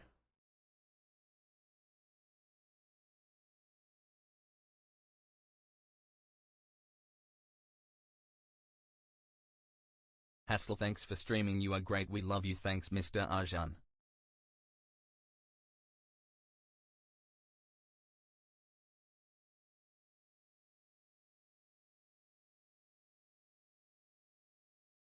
I think he's in a standing chair. You can get the area on with stuff forward till like it's a posture thing. Everybody makes an agreement. We all get on Facebook and we say, hey, let everybody drive the fucking speed limit for the next 60 days and let's crush the legal system, because these cops have to make a certain amount of pullovers. They have to pull a certain amount of people over and write a certain amount of tickets. They have quotas. If you don't meet those quotas, they get in trouble. So what the fuck kind of game is that? Right. I would say what a lot of that, just like we have structural racism, right? And when I say structural racism, I mean like institutional. Wait. Uh-oh. Black guy talking about systemic racism on the Joe Rogan podcast. Ding, ding, ding, ding, ding. Uh-oh. Wonder how they people will fucking respond to this.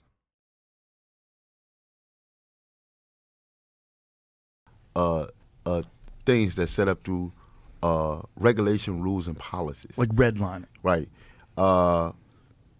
And you just have like flawedness in a variety of different systems. They got people that work for companies. They got a lot of flawedness, and they don't really understand that you're employed in a system that treat people unfair, calls people home, and you can't even see it. And some people can be a part of a system, a part of a program, or a part of an organization that have that win mentality, right? That win-win by all costs mentality, and they lose their empathy for people. Right. And when people lose their empathy, when we define those things, and a lot of people don't like to hear this type of shit, but when you lose your empathy for people, you become technically a sociopath. Watch the entire episode. That was a really good fucking take, dude. Holy shit.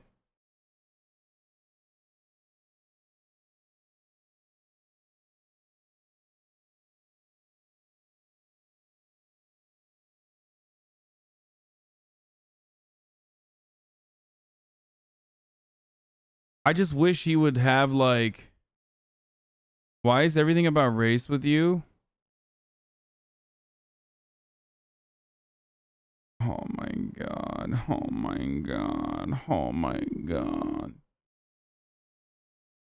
Oh man. Fucking reactionaries, dude. Reactionaries. We're talking about a fucking black dude who was falsely imprisoned for 24 fucking years. And through his like lived experience, he's also talking about fucking how racist systems are. Motherfuckers are like, wow, way to inject race into it again, dude. I swear to God, replace conservatives with like a fucking bot and it would do the exact same thing.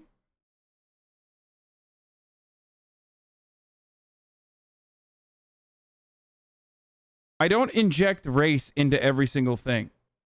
I inject the top of the hour ad break into every single thing. Because at the top of the hour, there's a 60-second ad break. Okay? And if you'd like to no longer see those ads, Tim Dillon would eat you. True. Then all you need to do is subscribe.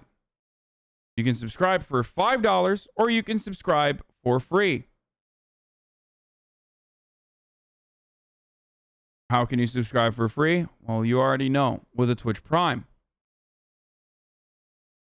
By connecting your Amazon Prime account to your Twitch account, you can get one free Prime subscription a month. If you don't want to subscribe, you can also use an ad block or a VPN. Here is the 1-minute ad break now. The Joe Rogan experience. The Joe Rogan experience. We haven't watched Vox in a minute, dude. What's going on with the Vox world and the Vice world? The End of Oil Explained full episode. How 4 companies control the beef industry. Oh my God. Is Vox doing like vegan ass fucking agitated propaganda? Why the US isn't ready for clean energy? Did I watch this?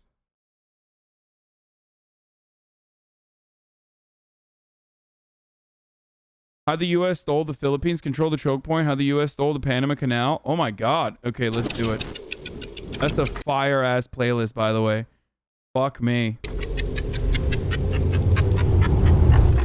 There's this one lake in Central America that if you look closely enough, you're gonna see the tops of trees in the lake. And these are not islands, these are hilltops. This all used to be a dense jungle, not a lake. But then they built dams and all sorts of infrastructure to flood this forest, all in the name of solving a centuries-old puzzle, which was, how do we make it faster and easier to travel between here and here, even in spite of the fact— I know you're not even gonna look, but never mind that. Why are you so against vegan stuff? It's a joke, man. I know it's hard when you stop eating meat and consuming animal products. There's this thing called joking that you normally would know. Your camo is trending, haha. What? I'm so horrendously down bad, Sag.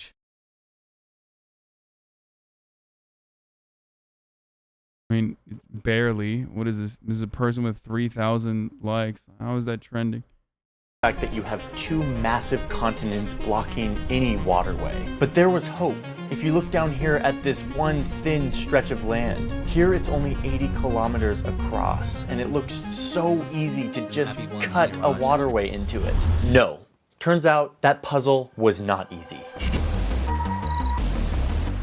This little 80-kilometer strip of land proved to be really hard to cut through. But as long as international trade continued to grow, there continued to be great powers looking for new waterways to shorten their routes and to increase their power. For whoever controls the water has the power. And these great powers always focused on this narrow stretch of land, from the Spanish in the 14th century to the Scottish in the 15th. But then the most earnest and serious attempt was in 1880, when this guy, a French engineer, Ferdinand de Lesseps, shows up and is like, hey, I got this. He had just completed another big world-changing canal over here. He was feeling very confident and he's like, yep, I'm your guy. Let's build another canal. It'll be easy. We'll just dig down to sea level and reroute the river like we did in Egypt for the Suez Canal, and it'll be great and I'll be famous. But listen, de Lesseps, Egypt is a flat desert and Panama is not. These mountains that you want to dig through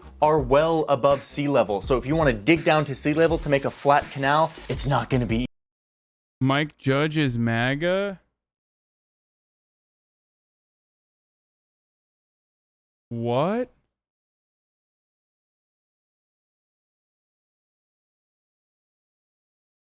No fucking shot, dude. There is no shot, dude. I do not believe that. That makes no fucking sense whatsoever. Why the fuck would the guy who made King of the Hill literally be a fucking MAGA, dude? No shot.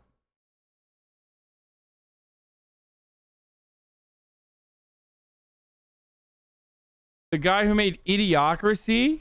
You're joking, right? The guy who made Idiocracy.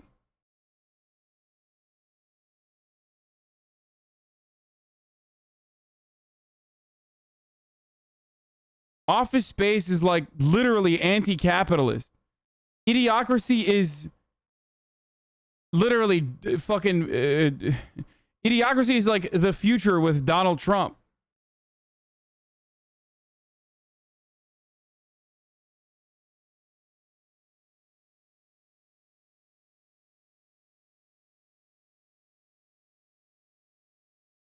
He made Silicon Valley.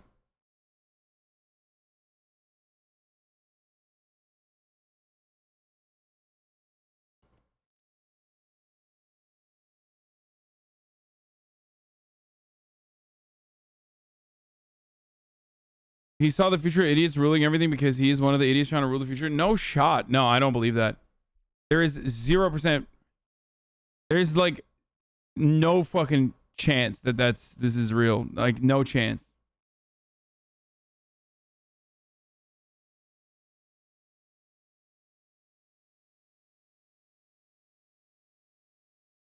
What? He's friends with Alex Jones? More thought crimes with Alex Jones than Mike Judge? Thought crimes now banned on Facebook? Bro, this is literally back in 2014. What the fuck are you talking about?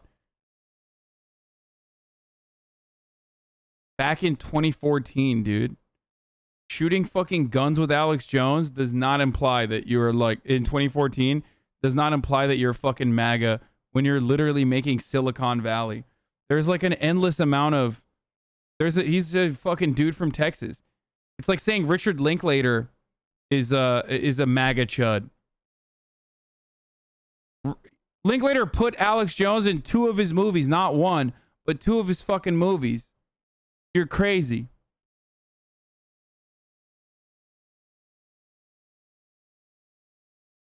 What are your thoughts on the Evergrande situation?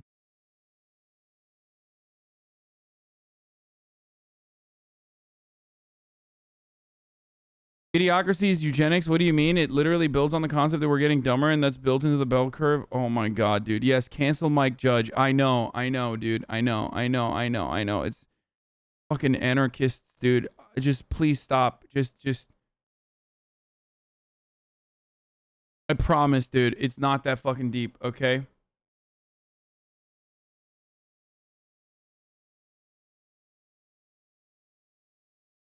Problematic movie, dude. Idiocracy. Alex was insane in 2014 already, bro. I mean, he was, but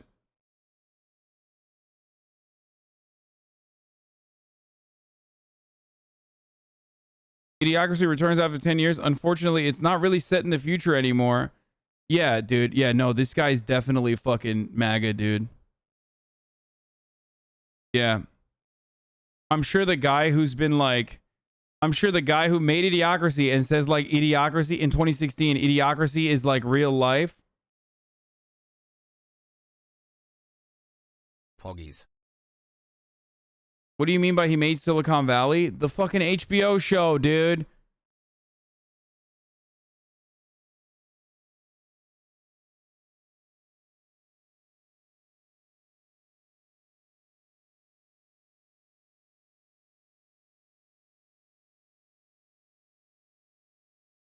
God, I don't know what happened there, okay? I have no idea what happened there, but I do find it hilarious when motherfuckers are like, oh no, it's over. Like, this is the truth.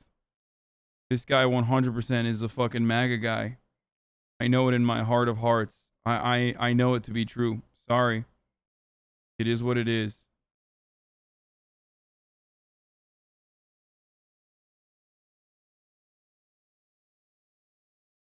Idiocracy director Mike Judge says Fox stopped his anti-Donald Trump ads.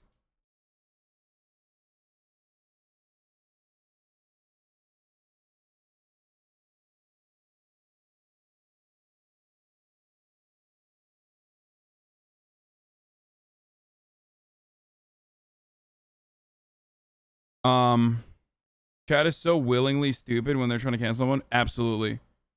They 100% are.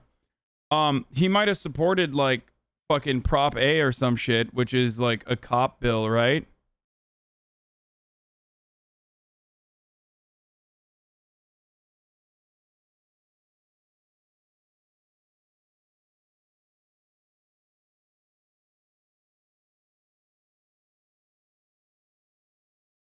He's definitely a liberal who loves cops. He's like an Austin liberal who probably likes cops.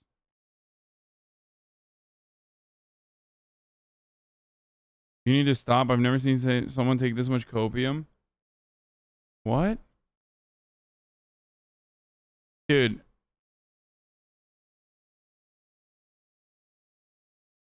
Dude. What the fuck are you talking about, dude?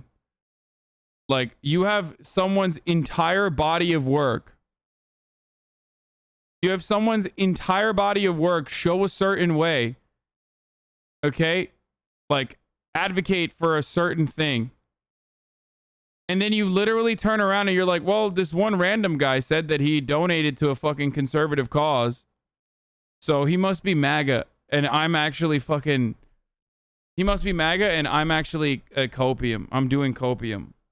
Yo. I don't know what to tell you, dude. Like, you're fucking insane. Why the fuck would he be that way if his entire body of work is the exact opposite?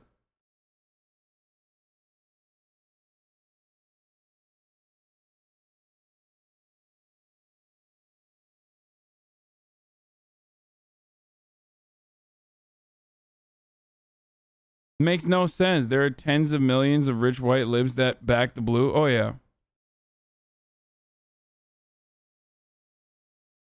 Dang, has it already almost... Austin ballot measure could benefit police, but might that come at the expense of firefighters? If voters approve it, a ballot provision in November increased staffing in the Austin Police Department could come at a steep cost, somewhere between $54 million and $119 million per year if the city estimates are correct. Yeah, he's a fucking pro-cop guy. Yeah, he loves cops, I guess.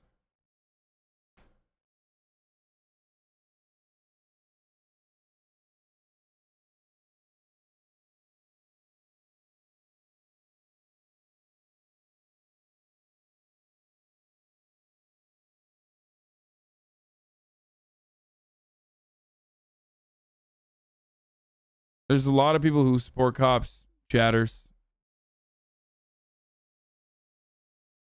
Anyway, all right, where were we?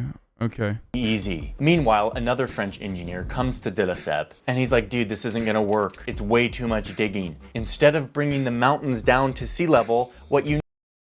Noticeably disabled people are the most discriminated minority, but it's put on the back burner due to Black Lives Matter. Yeah, and black people specifically are... Of course, never disabled. Like, disabled black people don't get harmed by the police ever. So I'm glad that this person is, I'm glad that you're, you know, taking a stance against Black Lives Matter, dude. Yeah, it cancels out.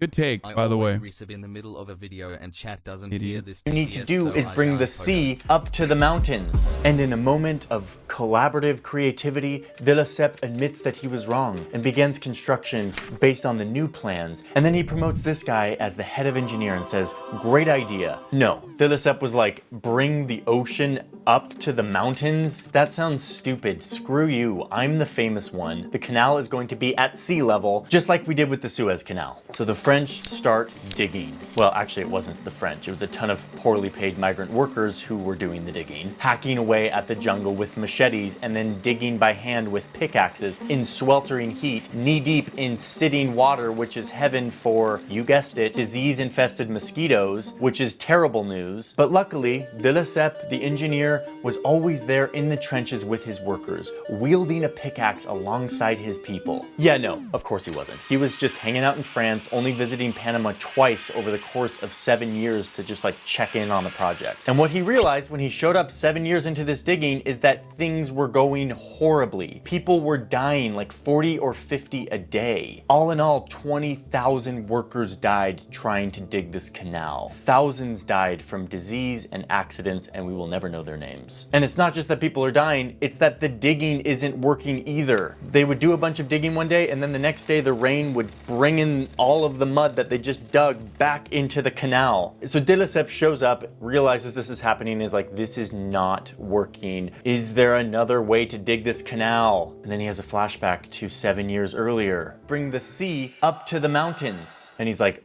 oh yeah, that was actually a really good idea. My bad, we actually are gonna do that other plan instead. But no, it was too late. The investors were done. They had lost way too much money. 20,000 people were dead. Malaria and yellow fever were rampant. This was a failed project. So the company that owned all of this work had to abandon it and leave it unfinished in 1889. Everyone gave up and left, except for one of the top engineers on the project, this guy. I'm just gonna call him Philippe, because after researching him for many days, I now feel like I'm on a first name basis with him. And by the way, he becomes a giant part of this story, starting now. So Philippe was this French engineer and businessman, and he was obsessed with the canal. He also had a huge financial stake in the project, and where some investors would say, darn, too bad, we invested in a bad bet, let's move. We need to go back to those good old days when, you know, they didn't have the nanny state and pesky labor laws that made it so that you wouldn't get punished when your workers died.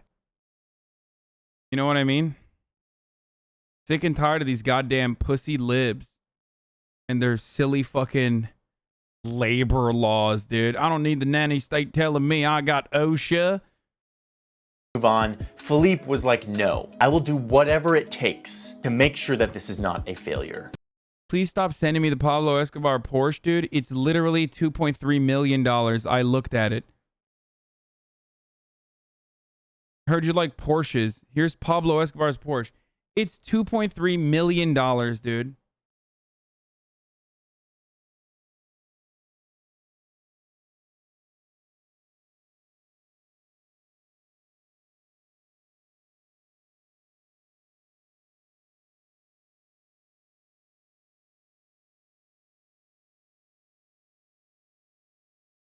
And what happens next is one of the most insane things I have ever researched in my entire life. So buckle up.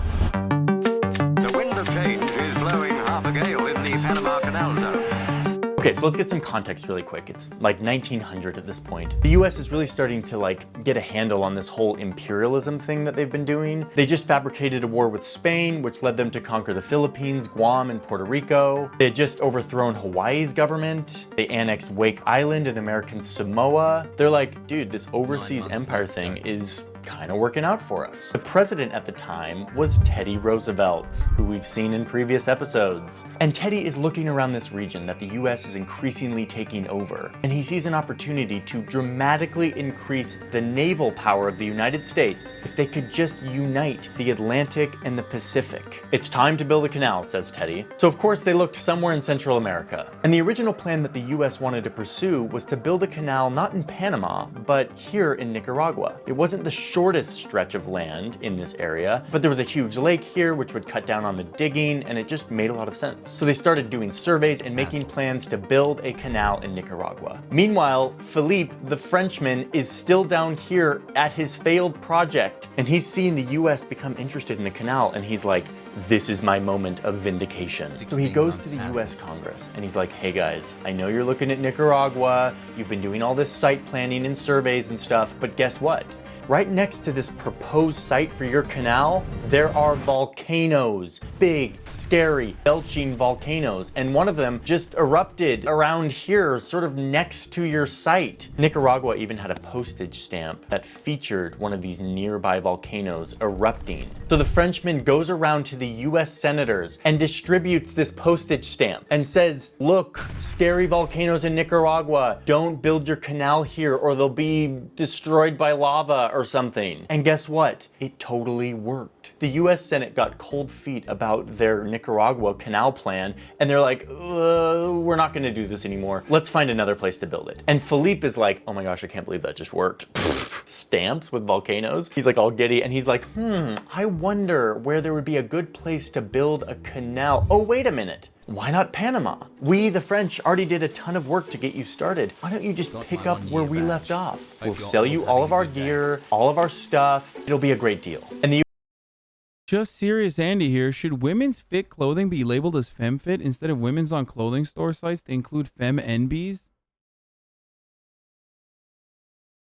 I mean, you're just literally bored and you want me to fucking yell at you. That's just it. Like,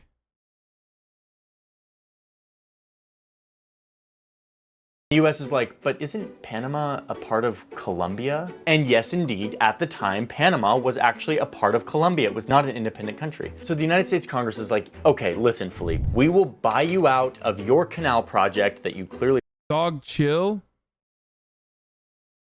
Chill. We're fucking watching a video about imperialism and the Panama Canal, and chatter's like, hey, what's up? What's the deal? Like, should the fucking clothing stores be more inclusive of like femme presenting NBs? It is so irrelevant. Like, let's just have a fucking conversation about that instead of whatever the fuck you're doing here. failed on, but we will only do it if we can get approval from Colombia, who literally owns this land. And Philippe is secretly like, ugh, there's no way that Colombia is going to go for this. They're going to reject the plan, and then the US is going to back out, and I'm going to lose all my money, and I have to make this happen. Philippe was very serious about this canal. So this is where Philippe starts to get really conniving, to pull out all the stops to get the canal built. So he goes to the people who... My man said, it's not the guy's fault there were diseases. Doesn't have anything to do with labor laws. Wow, 1 year of brain Dog, rot. are you aware of the time and place that we currently live in? You know there's another pandemic going on, right? It 100% is the fault of fucking business owners if they're forcing you to work in treacherous conditions without any sort of fucking care for your safety. Or any implementing any public health measures. 3 months, baby. Something canal. Defending 19th century French engineer capitalist is, yeah. As a 4-month subscriber is a new way to approach all matter.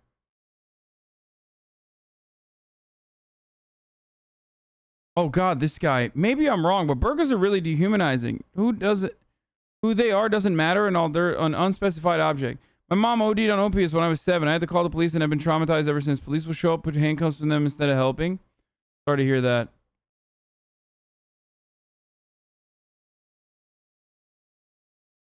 What? My birth triggered my mom's brain to develop bipolar because of hormone changes? What the fuck?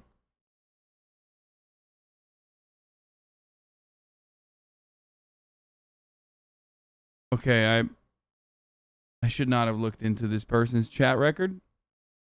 All right.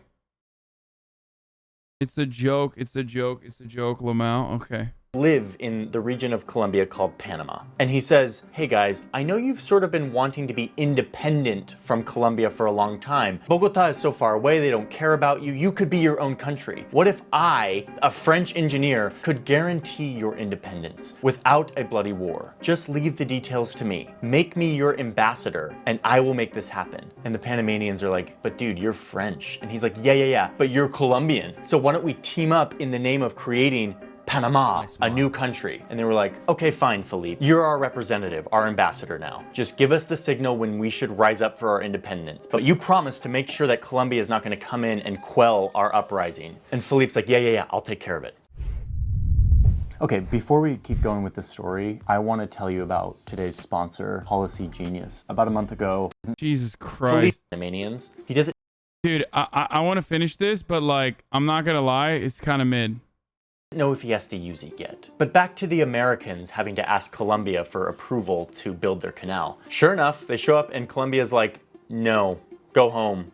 You guys are way too aggressive around here lately. We're not interested. No canal. See you later. So the US goes to Philippe and they say, sorry bro, the deal is off. Colombia said no. We said we'd only do this if Colombia said yes. After all, Panama is a part of Colombia. And Philippe is like, wait, hold on, I have a plan for this. I've been talking to the Panamanians and they want to break away from Colombia. And they made me their ambassador. I've even written them a new constitution and designed them a new flag. Wait, Philippe, are you a graphic designer? No, but I designed them a flag anyway. We can still make this canal thing happen. All I need you guys to do is show up with your navy to make sure that the Panamanians can rise up for independence without Colombia coming to shut it all down. And the US Congress is like, dude, you're nuts. See you later. But out of nowhere, the president at the time shows up and is like, did somebody say stage a theatrical revolution to take over more land and increase American power? I'm skipping this video, dude. I can't do this. Just because volcanoes. I can't do this. VFX artists reveal how many solar panels are needed to power the entire world. How did Brazil find the solution to poverty? What? Probably not. Based on the song by Van There's a lot of good videos on here, though. The violent rise of the Proud Boys. Climate change is white supremacy problem. India's privately owned city. Is recycling worth it anymore? The truth is complicated. Okay, let's do some fucking veganism, dude. Probably not. I mean, I don't know. I just don't suspect Brazil. I don't expect Brazil to have done something that is, especially with the current administration.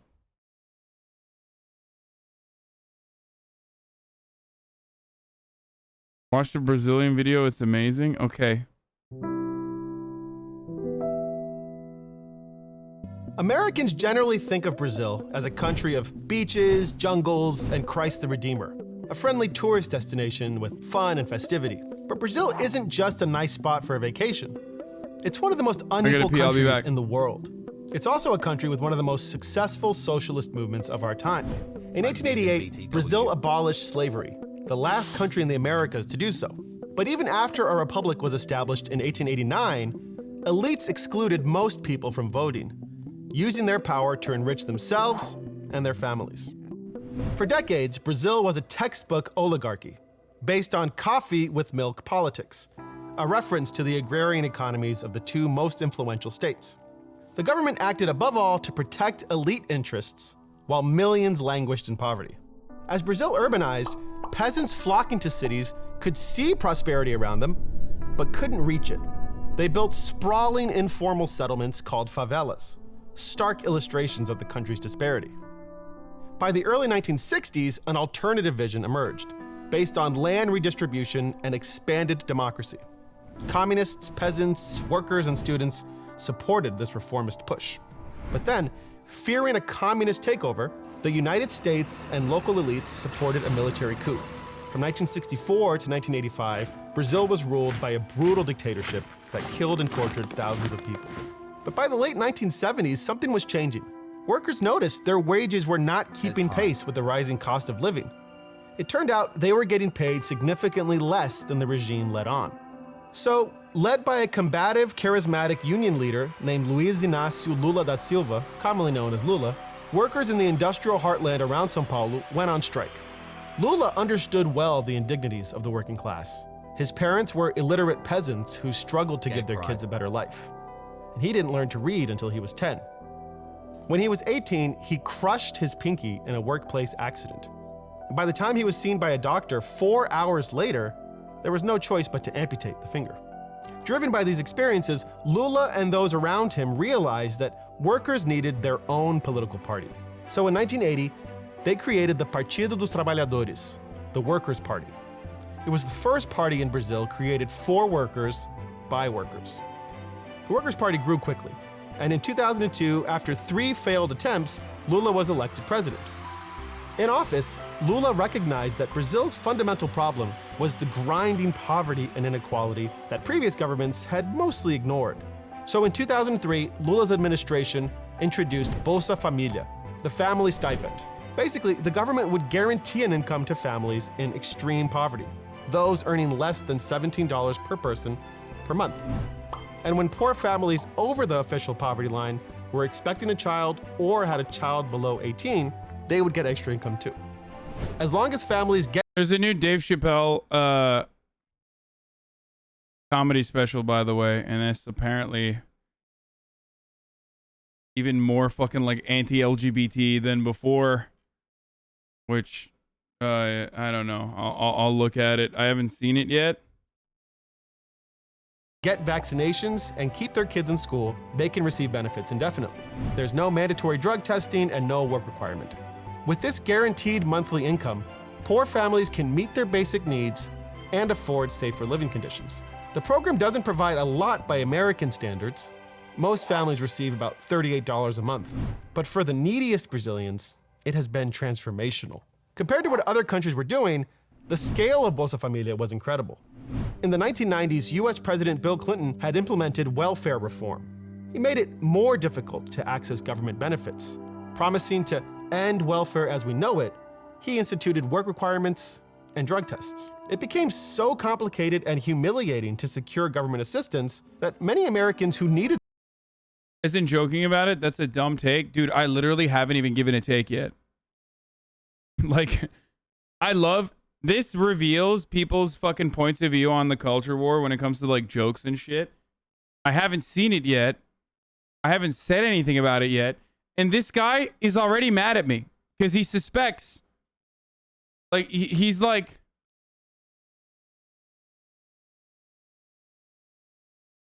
Like, I haven't even said anything yet about it. I just simply said, apparently, this one is, like, even more anti-LGBT than before.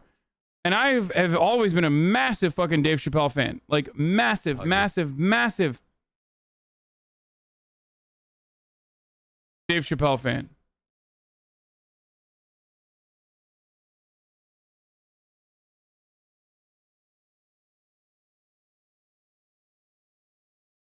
He says he's on Team Turf. Oh, no. I'm Team Turf? What the fuck? I mean, it's so whack because TERFs are so fucking annoying, too. Dude, they are, like, the least funny people on the fucking planet. Like, you just have to hate trans people so much to find yourself siding with some of the least funny people on the planet, dude. TERFs have literally never laughed a day in their fucking lives, dude. Okay? They are unironically the 2015, 2016 era, like, rad libs that everyone used to hyper focus on. They're all TERFs now. Like the fucking blue-haired SJW that, like, is screeching on the college campus like, mansplaining. Like, those are the fucking TERFs, dude. Those are literally the TERFs. Like, now you're aligned with those people. The fuck? That's so whack. Like, people that genuinely get upset at, like, manspreading and shit. That's, like, real TERF behavior. Saying that, like, you should write womixen instead of women because men should not be in that word at all. Like, that's or women with a Y. Like, real fucking TERF behavior right there. Those guys are who you're gonna fucking side with because you just have fucking hate trans people. You find trans people to be strange or weird or some shit. Like, those are the people. Culture, vulture, sculpture, culture, rupture. Jesus fucking Christ, dude. Embarrassing. Armature, now, I don't know. My man's watching Hasan. What the context is, and I'll take a look at it. support received no help at all. Extreme poverty soared. Brazil's radical experiment, meanwhile, 7 months had the exact opposite effect. Bolsa Familia quickly became an international success story. For one thing, it dramatically reduced poverty. By 2015, the percentage of the population living below the international poverty line had dropped from 13% to just 3%. Bolsa Familia helped lift over 40 million people out of extreme poverty. In one of the most unequal countries in the world, it has cut wealth inequality by as much as 20%. Bolsa Familia has also significantly reduced child labor and improved educational outcomes for the poorest children. Studies suggest the program has helped lower rates of domestic violence, postpartum depression, suicide, and even tooth decay in children. Bolsa Familia isn't just a cash transfer program. It's a successful attempt to wrestle with the legacy of social neglect. For many Brazilians, Bolsa Familia is the most tangible example of the state acting on their behalf. It represents the very promise of citizenship. It directly attacks poverty in the present, enabling families to invest in their children's future. Lula left office in 2010 as one. This is disgusting to me. An anti-communist. How will those people learn how to pick themselves up by their bootstraps, dude? That's right. That's right. They never will, dude. Disgusting. Reducing poverty by giving people money? Disgusting. One of the most popular leaders on earth, and by far the most popular in Brazilian history. Bolsa Familia was a major reason for that. In fact, when a far-right extremist won the presidency in 2018, he sought ways to rebrand the program as his own. So while the United States sought to push people out of poverty by forcing them off welfare, socialists in Brazil did the exact opposite. They opened government support to more people. In the US, poverty went up. In Brazil under Lula, poverty shrunk, inequality fell, and the economy grew to 5 times the size than when Lula took office. Now, Brazil is still marked by serious inequality, but the Workers' Party showed that governments can act to dramatically reduce poverty. The first step is recognizing that poor people don't become less poor if their government calls them lazy or makes them take a drug test just to afford groceries. Enable families to meet their material needs, and they'll lead better lives. Lula remains popular in Brazil because he acknowledged that every— Wait, that's crazy, man. What? One of the funniest things that's happened in the post-COVID world, by the way, even though we're not like past COVID, is that workplaces no longer require drug testing. I love that. It's awesome. Everyone deserves a dignified life, regardless of their class or income. And as we confront the rot that prosperous elite— They're going to talk about car wash Lula? I don't know. Are they? Are they going to also then talk about how that was like propped up by the current administration's like leading fucking judge that was a prosecutor at the time, and it was like totally fucking falsified so that a fucking fascist like Bolsonaro could come into power? Elites in this country have allowed to fester for too long. We might learn something from the example of the Workers' Party in Brazil. I'm Andre Pagliarini, professor of history and Latin American studies at Dartmouth for the Gravel Institute.